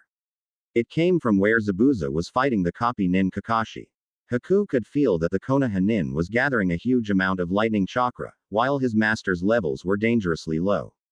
No, Zabuza-sama. Haku began to make the hand signs to create another mirror and help the demon of the mist, when Naruto took advantage of his distraction to punch him across the face just as he was leaving through the mirror. Haku lost his balance and tripped, sliding across the ground halfway between the dome and his master. Zabuza-sama. No, the ice user yelled, staring at the life leaving his master's eyes after being impaled by the lightning attack. He was frozen in place until he heard someone clapping. Gato, the vermin himself, had a smirk on his face and was ranting about how he wouldn't have paid them and was going to kill Zabuza anyway. But I see that his little minion is still alive, that won't do now, will it? The businessman ended with a smirk, while his thugs grinned, unsheathing their swords. Haku stared at Zabuza's corpse. He had failed. He had failed and now Zabuza was dead. He was useless, a useless tool. He deserved death. But there was one thing that he had to do before that. He had to avenge his master's honor. Gato had used them, and would have stabbed Zabuza in the back, and for that he had to die. Having decided on his course of actions, Haku took up the demon of the mist sword and charged Gato's army head-on. Thugs simply weren't comparable with a ninja. They had numbers and Haku knew that in the end he would die either from exhaustion, at the Leaf Nin's hands, or at the people of Waves, but it didn't matter. The ice user jumped back, avoiding a katana that passed mere inches from his face and tried to regain his breath. No matter how many he killed, it seemed almost as if for every mercenary who died 2 more took his place. Tightening his grip on the Zanbeitu, Haku readied himself for another assault when an arrow landed between him and Gato's army. Turning his head, he saw the people of the village led by the bridge builder's family. They were armed and ready to slay Gato and his mercenary as well as Haku himself. After all, he was Zabuza's tool and Zabuza did try to kill Tazuna. So Haku was basically cornered by 2 mobs who wanted to kill him. Oh right, there were also the Leaf Nins. And someone was approaching him from behind. Glancing over his shoulder, Haku paled. It wasn't possible. A 3rd mob. But this one he had already met. He had already killed. They were armed villagers, much like the people of Wave, but it was who lead them that caused Haku's heart to skip a beat and his brain to shut down. His father. He still had Haku's mother's, his own wife's blood on his hands. He was crying, but in Kiri there was one belief and one law that reigned over all the other. Bloodline limits had to be eliminated. As his father raised his weapon, Haku screamed. Then all became darkness.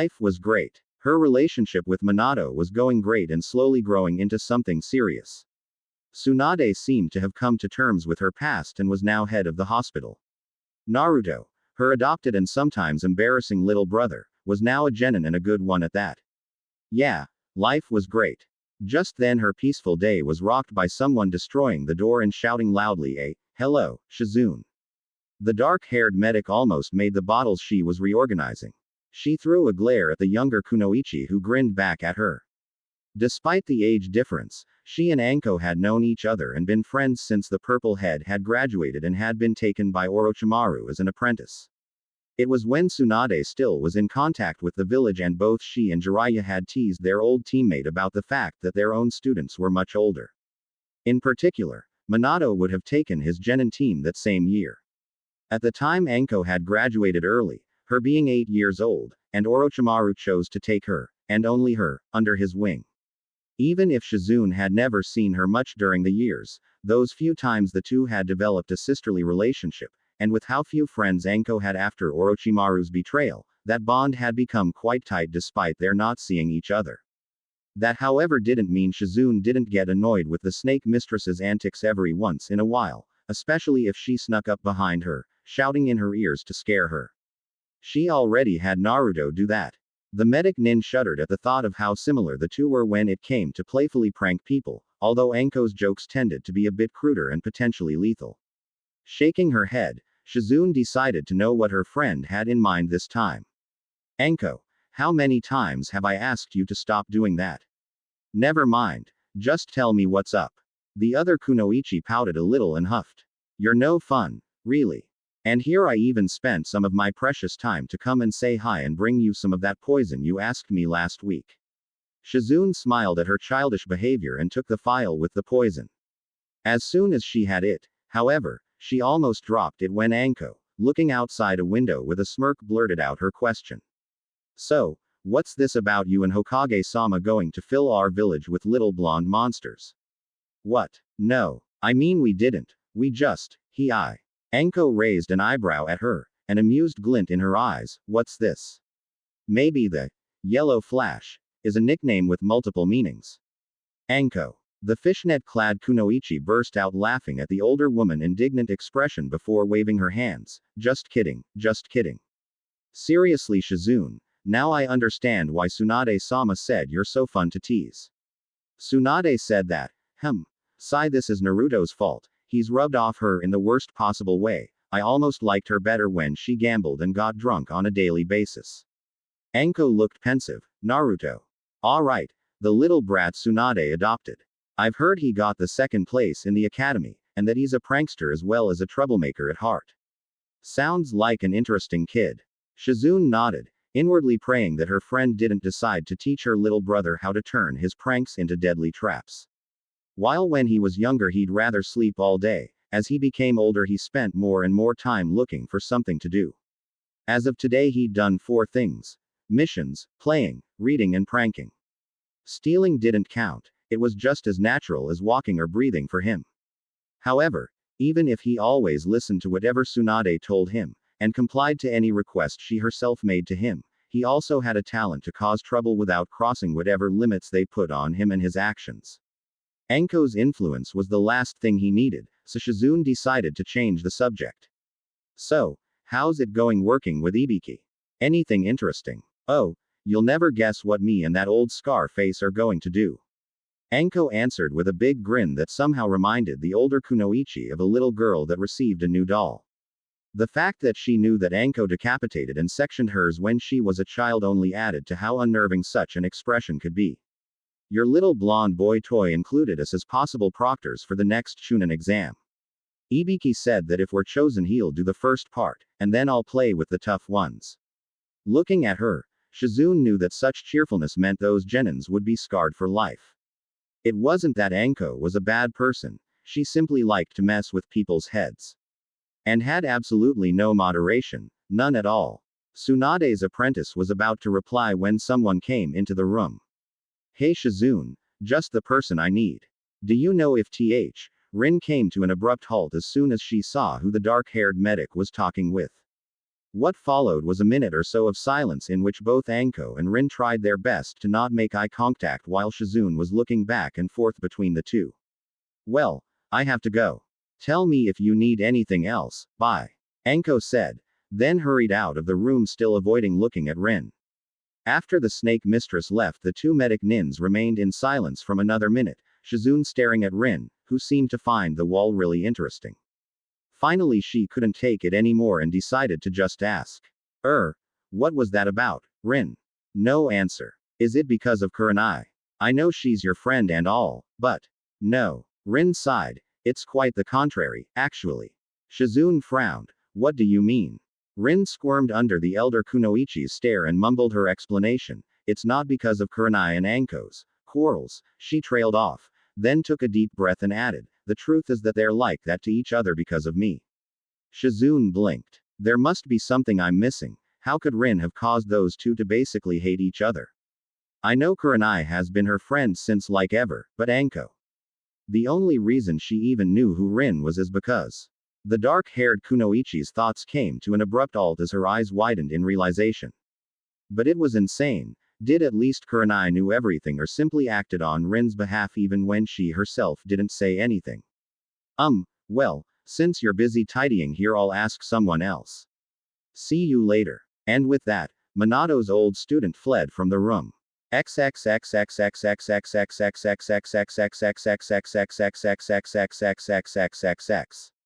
Naruto watched with a neutral and detached expression as Haku fell unconscious with a scream.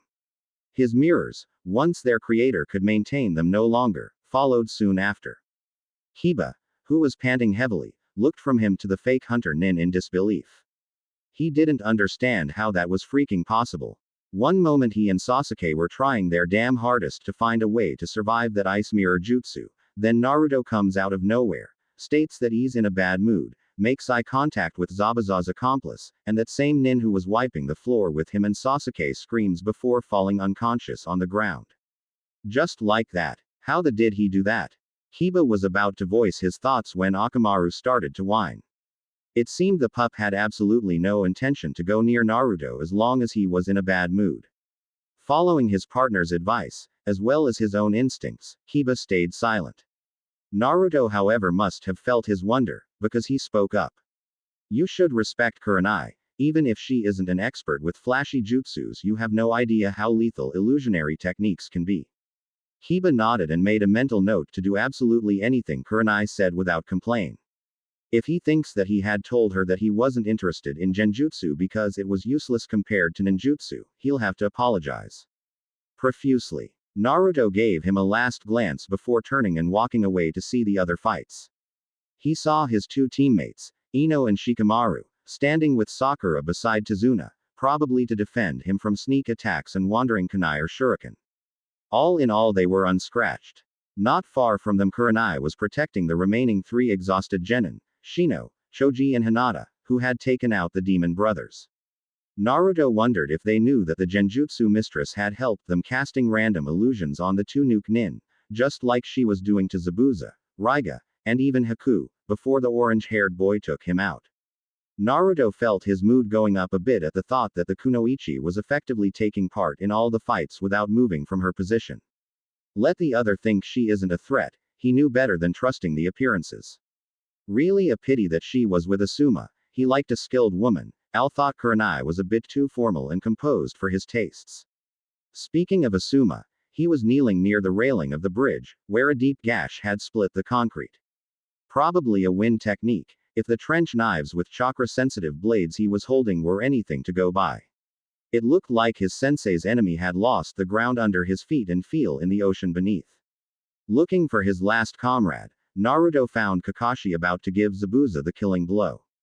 The demon of the mist was pinned down by what looked like dog summons, and the copy nin had just finished to charge lightning chakra to his hand. Naruto raised an eyebrow. That looks kinda cool, I wonder if I can hit with fire. The silver-haired Konoha Junin stared down at his opponent with a grave expression. You shouldn't have come here, Zabuza, this is the end. A sudden clapping at those words, however, prevented Kakashi to carry them out.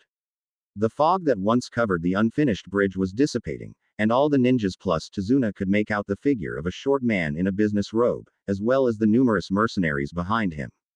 Gato, what are, Zabuza spoke, trying to control his panting, you doing here? So the cute little devil had his handled to him, HN.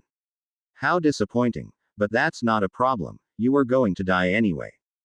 Gato sneered at him, that's right, I never intended to pay yo. Hey, little shitstain. Naruto's yell startled everyone on the bridge, not only because the Junins were the only ones who noticed someone else had come to the bridge, but because of how detached his next words sounded. You're the one who sent those two mercenary to kidnap Tsunami-san, right? If the businessman was worried about that plan possibly failing, he didn't show it. Evidently he didn't think that the boy, who walked towards him until he was standing beside Kakashi and Zabuza, was a threat. One of his men, however, seemed to have a short temper. What did you filthy ninjas do to Waraji and Zori? Naruto glanced at him for a second before refocusing his gaze on Gato. I'll take that as a yes. Those two are dead, they were misbehaving and didn't show any respect towards Tsunami-san and her wishes. They badmouthed my mother too. Kakashi could have sworn that Naruto's red eyes flashed. He had the distinct impression that someone was going to do something extremely stupid too. His instinct proved correct soon enough, when the same man from before unsheathed his sword and yelled at the orange-clad boy. You, little motherfuck, only to be silenced by a kunai who went straight through his head and embedded itself in the head of the guy standing behind him up to the hilt. If the sheer force with which Naruto threw his kunai wasn't enough to describe how pissed he felt, the killing intent sure did. Asuma and Kurenai knew that such an intent wasn't something a 12-year-old genin should be able to do. What they were felling was more akin to an ANBU's or an experienced Junin's. How a cheerful kid like Naruto could produce such an effect was unsettling. Kakashi and Zabuza, however, knew better. They had had more experience, Kakashi having fought in the war when he was younger, and Zabuza being raised in a country like the Bloody Mist, so they were able to detect something the other two Junin missed. He was trying to restrain himself, badly. Not a word on my mother. Kakashi actually prayed that Gato had enough sense as to drop the matter. The copy nin didn't know how Naruto could produce a killing intent comparable and maybe superior to his own while trying to suppress it, but he knew that even a thought against Tsunade-sama right now was equivalent to activate an explosion tag glued on your head. Luckily, or unluckily depending on the point of view, Zabuza decided to give a piece of his mind too. Enough of this. Kakashi, we aren't enemies, I have no more reason to fight you.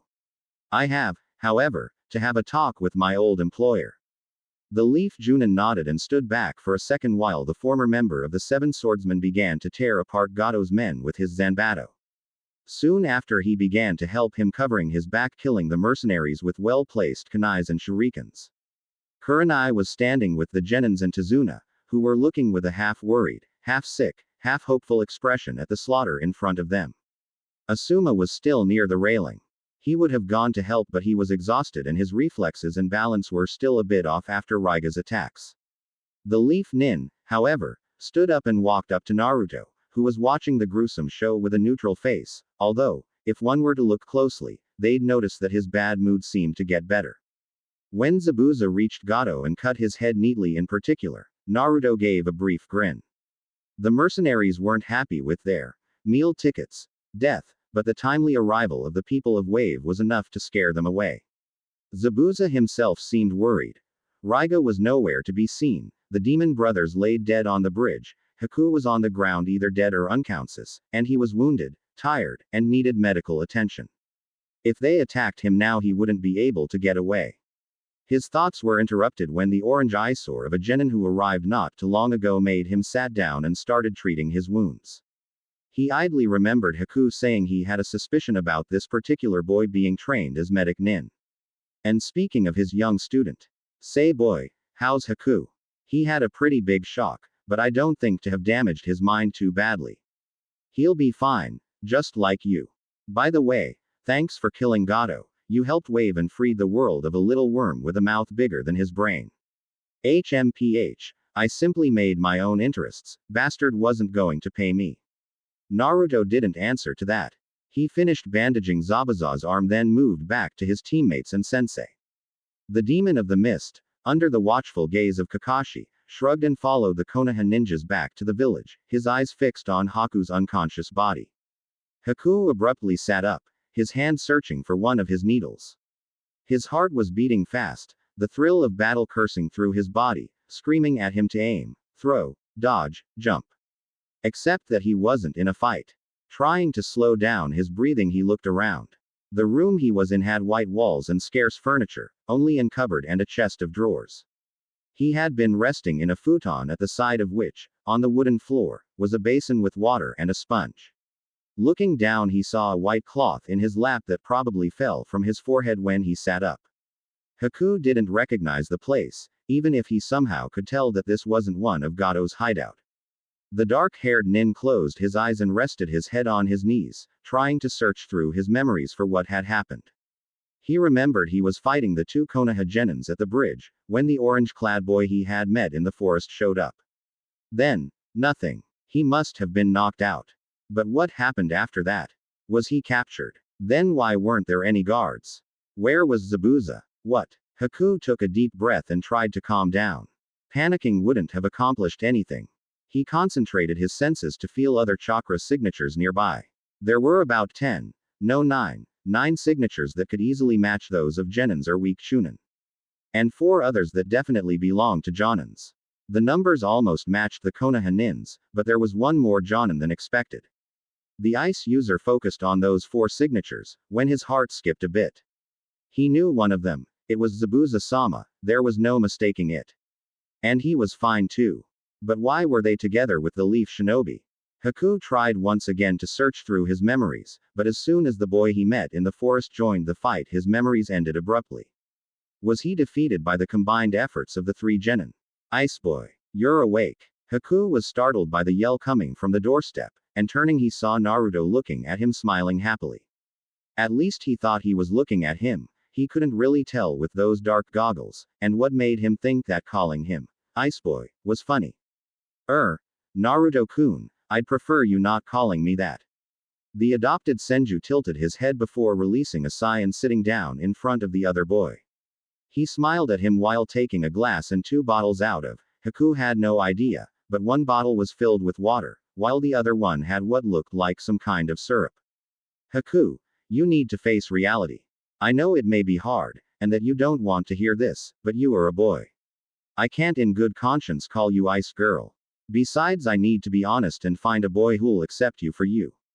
Zabuza's subordinate gaped at him a couple of times, his face becoming redder and redder with anger. Although Naruto would later tell it was in embarrassment. Haku closed his eyes and took a deep breath. Naruto-san, he said, opting to be more formal, I'm very aware that I'm a boy, and I'm happy with that. I really have no desire to be a girl, and as for I can assure you that I don't pursue other boys. Sure. Then why are you in the girl's room? A dark eyebrow twitched. Since I was unconscious when I was brought here, someone else must have arranged for me to be in this room. Naruto grinned widely. Ah, yeah, right. He chuckled lightly. So how do you feel? That guy with the big sword was worried, even if he insults anyone who asks him. Haku took a deep breath to calm himself, his lips twitching at the thought of Zabuza swearing as a sign of worry, before he decided to answer, I'm fine. What happened at the bridge? Why aren't we fighting each other anymore? Naruto tilted his head to the side while looking at him. Don't you remember? Haku shook his head. The last thing I remember is that you jumped inside my mirrors. The orange-haired genin stared at him for a couple of seconds before pouring some of the syrup and a good amount of water in the glass. He then took out a needle and mixing the 2 liquids with it. Haku noted with a hint of annoyance that the needle was one of his. Well, after I came into that dome you made, you took out Sasuke with a senbon in the neck. After that I tried to slow you down with a genjutsu, but somehow it must have accidentally hit you in time with one of Kurenai-sensei's large area illusion, and you were knocked out. The ice user stared at the boy in front of him dumbfounded. That was it. A lucky hit. It made him feel humiliated and relieved at the same time. Naruto continued to update him on the situation. When I arrived, Asuma-sensei had already taken care of a weird guy. I didn't see it, but Sensei said he was another ex-swordsman of the mist and that he fell from the bridge when his wind attack destroyed the concrete under his feet. Tazuna was throwing a tantrum about it too. Anyway, soon after you lost consciousness, Gato arrived and was dealt with. You can ask, I have a big sword to show how badass I am later, but the point is that you were stabbed in the back. Oh, the two chained guys are dead, but don't speak about it. My friend Choji was the one who gave the death strike and he's still a bit upset. Haku nodded to show he understood everything and to thank him. The ice user had now a lot of questions about what Zabuza-sama wished to do now, but he interrupted his thoughts when out of the corner of his eye he saw Naruto staring at him. Well, thank you for answering my question, Naruto-kun. It was nothing. For a minute or so silence followed. When it became obvious that Naruto wasn't going to either leave him nor say anything else, Haku resolved to simply ask what he wanted. The orange-clad boy grinned like a madman and put the glass in his hands. Today I've woken up with a craving for icicles. I've got the water, and I had the syrup in a scroll from home, can you? The dark-haired youth didn't know if feeling amused or irritated at the request. He decided that asking why on earth he even had thought of carrying a bottle with syrup wasn't worth it. In the end he simply complied, if nothing else just to shut the other boy up and prevent him from blurting out more nonsense.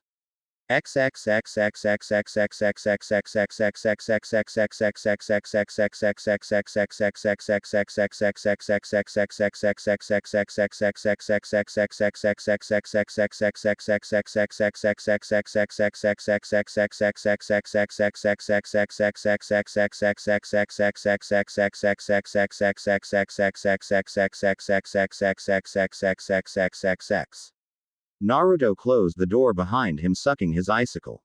Mint flavor. That had gone smoothly enough. The fake hunter nin didn't remember neither the effect of his illusion nor him hitting Sasuke. That was a thing solved then, and with less problem than expected. Modifying the two mutts. Memories had been harder, but since he was the one with the supposedly greater medical knowledge in the group, he just had to say he wanted to check him to take him away from the other and play his magic. Naruto chuckled. He loved saying that. The only tricky part had been doing that to both Kiba and Akamaru at the same time, but even that wasn't really challenging. Even convincing the Junin that his weak genjutsu had taken out Haku only because he had been lucky enough to unknowingly cast it in conjunction with Kurenai Sensei's had been pretty easy. People tended to explain things in ways that assured them the most, and of course having a 12-year-old genin beat a Junin-level ninja on his own with an extremely high-level illusion would have been too strange. So they accepted his explanation. It was pretty stupid. They probably wouldn't believe him he were to say the truth, not without proof. And that would cause a mess Naruto didn't feel like facing. No, he was happy being a simple genin of Konoha, leading a simple quiet life. The heart of the matter was that they believed him and now there was no more any witness of his so-called episode of friendly fire. Naruto sighed. He should know better than lose his cool like that. What with all the problem that attacking a comrade would cause. It had been a stupid and brash thing to do. He could say that those mercenaries had upset him, and seeing two Sharingan when Sasuke started to throw a tantrum at him and been the final straw, but those were just excuses. Luckily he had covered his lapse in self-control. And luckily he sucked enough with needles that he hit a whole inch on the left of where he intended to, causing the Uchiha to feel an induced sleep without permanent damage. It was kind of pathetic too, since he had been so close when he threw that Senbon. Well, weapons had never been one of his strengths. The only reason he could use shuriken and kunai half decently was because of all the practice he had had to do at the academy. And even now a part of him despised them. At close range they were used by those who couldn't fight with their punches, and at long range by those who couldn't use their chakra and jutsu to take down the enemy. So, in truth, weapons were made by the weaks to compete with the strongers. A useless effort since the stronger ninjas began to use them as well, recreating the balance that existed previously. It was an endless circle, the weaker trying to free themselves from the rule of the strongest, just to see their hopes being crushed. If things stayed that way, humankind will end up destroying itself. The only way for a real change to happen was if it started from the rulers themselves, but humans are greedy. Why would the powerful renounce to their privileges? And why was he so philosophic out of the blue? Naruto sighed. He had better things to do than reflecting on the destiny of the world, like looking for the storage scroll with his He had brought them along knowing that he wouldn't find any in a country with the same weather as Wave. He wanted a flavored icicle. Rummaging in his backpack, he found what he was looking for, a scroll with the tag. He opened it and smeared a bit of blood on the seal while pouring a bit of chakra to activate it. When the puff of smoke disappeared, the orange-haired boy finally saw 3 Ika book. Oops, wrong kind of, EHEH. He paused. Man, with there's no one around when things like this happen. Naruto resealed Kakashi-sensei's gifts before taking the right scroll. With that out of the way, he went to join the others. The only thing he had to take care of now were the questions the Junin senseis were likely to do about the 2 mercenary that came for Tsunami and her son. He could allow that bit of info get out in the open, mostly because he wanted to hear what they had to say to him about killing. Still munching his mint icicle, and carrying his scroll, Naruto made his way to the ground floor.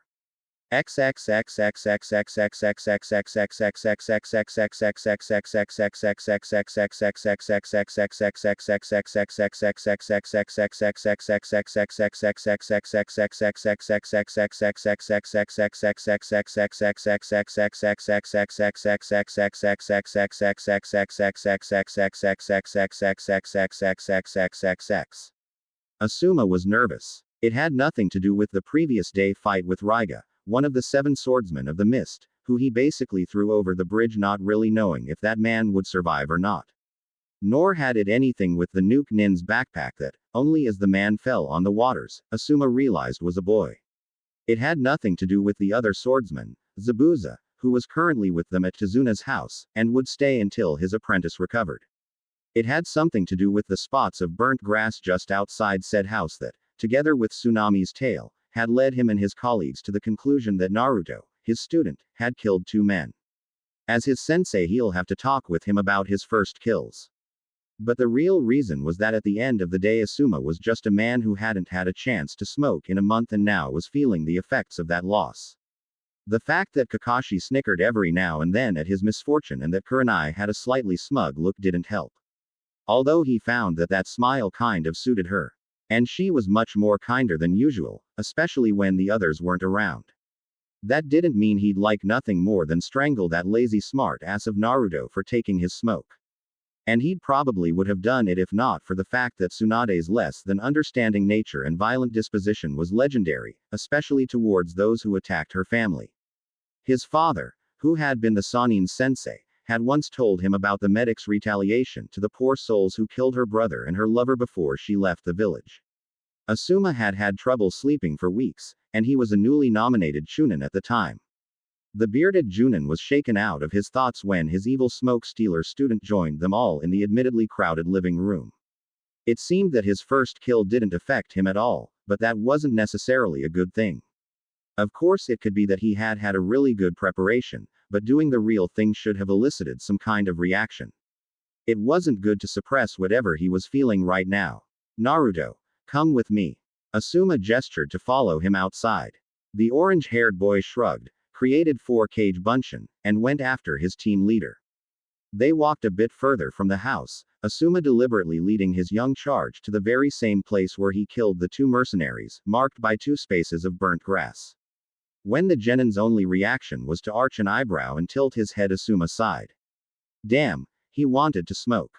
He wondered why the hell he didn't send him to Kurenai when she was talking with Choji and Hinata, or to Kakashi when he was doing the same with Shino. In the chaos of their first battle, those 3 didn't even know who effectively gave the lethal strike to either of the demon brothers. So, Asuma began, it seems you had encountered some problems before joining us on the bridge.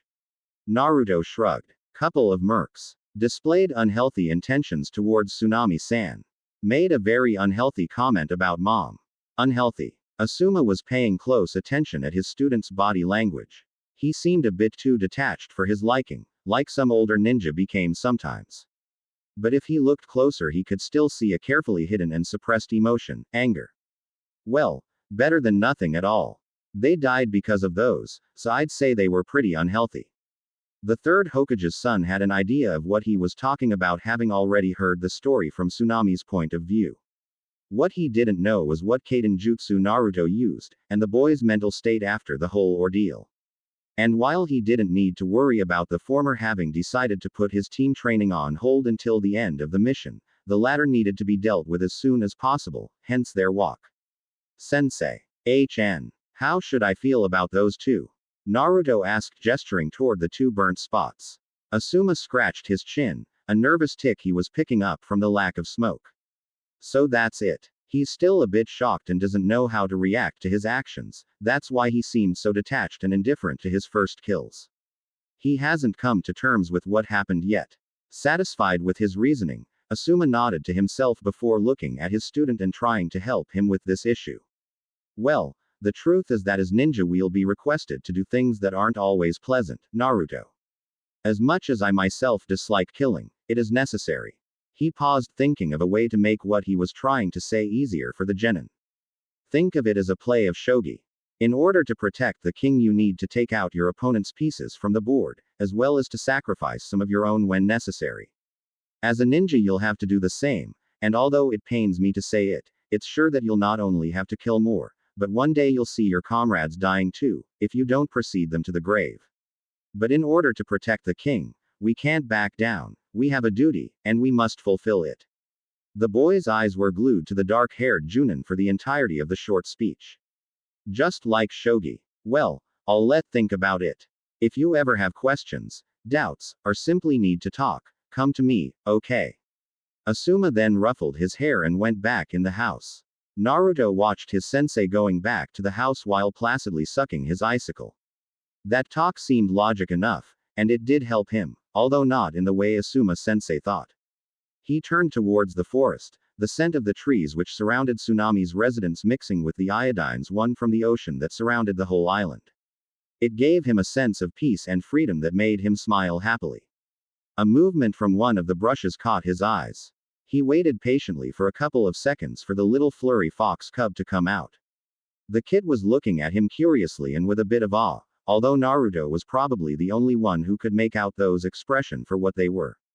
He crouched down and took out a bone-shaped cookie from a pocket and offered it to the young fox. Come on, take it. I've snatched it from the dog, but it's quite tasty if a bit. Course. The puppy sniffed it from his hand before yapping back at him. Yeah, I know. It's nothing compared to a nice rabbit, but I couldn't take that from the kitchen. Besides, you have to earn a rabbit capturing him by hunting, otherwise it loses half the taste. The kid tilted his head to the side while staring at him. Ah, you youngsters should really show more respect for the wisdom of your elders. Anyway, wanna try my mint icicle? Quote. Fine, be that way. It's your loss. Now scram before someone decides you were killing their chickens or whatever. The fox cub finally took the offered cookie between his teeth, turned on his paws, and fled back in the security of the forest.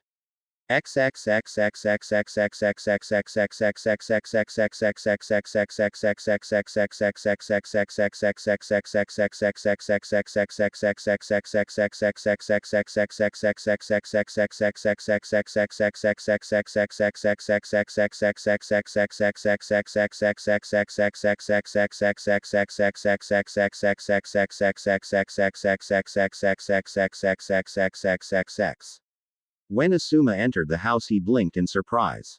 He had almost forgot the 4-cage bunchen Naruto had left behind before following him. The ex-fire guard couldn't really make out how that lazy ass had the stamina to use the forbidden technique with such nonchalance, nor why his student felt the need to create those 4. Well, he understood why one was helping Tsunami. The poor woman definitely needed a hand and the boy seemed to have taken a liking to her.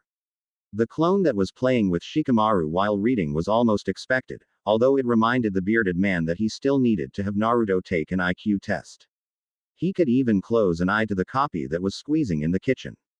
But that one shadow clone snoring on the couch clearly asleep cemented his opinion that the red-eyed youth was a tad bit insane. He considered asking what made him think that creating a clone only to have him sleep was a good idea, but decided he didn't need an headache right now, and instead joined his 2 colleagues. How's your brat doing? And where is he? The question was asked by Kakashi, who had momentarily averted his eye from his Ika book to control if Naruto was coming near them, but not seeing him come back with Asuma he relaxed a bit more. He'll be fine, I left him alone to give him some time to think. If you don't mind me asking, would you tell me why you're always so skittish with him? Is it because of your books? Kurenai looked up at that and glared at the copy nin who discreetly kicked Asuma under the table. The last thing he needed was the woman finding out how he had been trapped into sharing his collection with the brat, and then her reporting it to Tsunade. This is all Rin's fault. She corrupted him. The silver-haired Junin blurted out. I doubt it, Hitaki. The only Kunoichi replied with a frosty tone. You're wrong. This is her doing. Some time ago she manipulated his poor, young, innocent soul into stealing my precious work of art. I bet she even made him destroy it. She has effectively killed his spirit and the little inner pervert every young man should have. If he'll never be able to enjoy the pleasure of life, it will be all because of her immature act of revenge, which strangely reminds me of how Kaori treated Tetsuo in Volume 3 before she came clear and admitted she wanted him to take her in. His mumbling were interrupted by the same frosty tone, only this time accompanied by a feeble killing intent. I'll remember to tell her you theory, Hitaki. Oh shit. Bad move. I just had to go and say that. Note to self. Next time you're saying something about a girl, make sure her best friend isn't the person you're talking with. Asuma chose that they needed to change the subject, so he spoke up. What's up with your genin, Kakashi? The young Uchiha seems broodier than normal. Oh that. Don't mind him, I've got it under control. Sasuke was glaring at the solid clones of his orange-haired ex-classmate. That jutsu, it was really useful, and Kakashi did say it was a forbidden technique that should be available only to Junin. However, the orange moron managed to learn it out of sheer luck. The last Uchiha grinded his teeth at the thought of such a powerful jutsu in Naruto's hands. Of course, he knew that he was stronger than him. Even in the academy, Naruto was always behind him, but the fact that he managed to be a close second irritated him to no end, especially because he appeared to behave like a retarded the few times he wasn't just sleeping. At the time he didn't think much of it, but lately he thought that if Naruto had actually applied himself and trained more, there was the feeble possibility that he would have beaten him. And that wasn't acceptable. Sasuke closed his eyes. It didn't really matter anymore, though. Now that he had awakened the Sharingan, there was nothing that idiot could do. On the contrary, he could actually be useful. Since Kakashi had refused to teach it to him, claiming that he wasn't ready for it yet, all he needed to do was watch the idiot perform the Kage Bunshin no Jutsu one time to have a new technique in his arsenal. He was ready, damn it. He'll show the Cyclope. Damn, I should have thought about this sooner. If I had activated my Sharingan a minute ago, I'd have already copied it. The dark-haired genin continued to sulk in his seat, not noticing, or more likely just ignoring, two of his greater admirers bickering about who he'd go out with after the mission. Kurenai, on the other hand, alternated between sending the two girls a disappointed glance and a accusingly stare at her fellow Junin instructors. It was their job to teach Ino and Sakura what being a ninja was after all, but as far as she could see, Hinata was the only one who could work properly in the presence of her crush, even if he had absolutely no shame, and the Hyuga heiress was definitely the shyest of the girls. Said crush chose that moment to rejoin them. Naruto had come back mainly because he had finished his icicle, and was now sucking just the needle in his mouth, not unlike that Genma guy he had once seen in the Hokage Tower carrying stacks of paper when his team went to pick a mission. Luckily his clone had finished squeezing for his next icicle. Hey brat, did you finish your damn sulking? I want to know when Haku will be ready to go, we've got things to do. That bastard of Gato has made us waste enough time with his backstabbing shit. Naruto looked at Zabuza with a raised eyebrow and seemed to think about his words for a while before answering. You should show better manners. After all, even if you describe the situation really well, I doubt Tsunami-san appreciate that kind of language in her house, and I remind you you're her guest here. He deadpanned. Unseen by everyone, said host stared at him, or better the clone that was helping her in the kitchen, in surprise before smiling and silently mouthing a, thank you. Zabuza rolled his eyes. Yeah, sure, sorry. So how much before Haku can leave? Tomorrow he'd be as good as new. Well, he could leave today, but it'd be better if you let him rest. Like my mother says, recovery needs time and rushing things just worsens their condition. So your mother is a medic nin. I thought it was strange for a boy so young to choose that speciality. Naruto grinned at the swordsman. Yup, my mom is the best medic in the world. Oh really? Zabuza said with sarcasm, intent on getting a little revenge for being scolded by this brat about his language. Yes, Tsunade of the Sanin, the mother of modern medicine. He paused a second before muttering, which makes modern medicine like my sister. Asuma's face impacted with the table. The demon of the mist blinked once. Twice. Then looked at Kakashi, who didn't react at the kid's proclamation about who his mother was. Finally he exploded. What the hell? Hataki, you knew this and didn't say anything. Where is your honor? What would have happened if I hurt him? Huh. Language. Zabuza-san. Naruto chided placidly. I mean, do you think I'm suicidal or something? Do you know what that woman can do? Or do you think I don't know that she basically went as far as leaving her village after her family was killed in the war? For a ninja of her status to do that was madness. It took several minutes for him to calm down.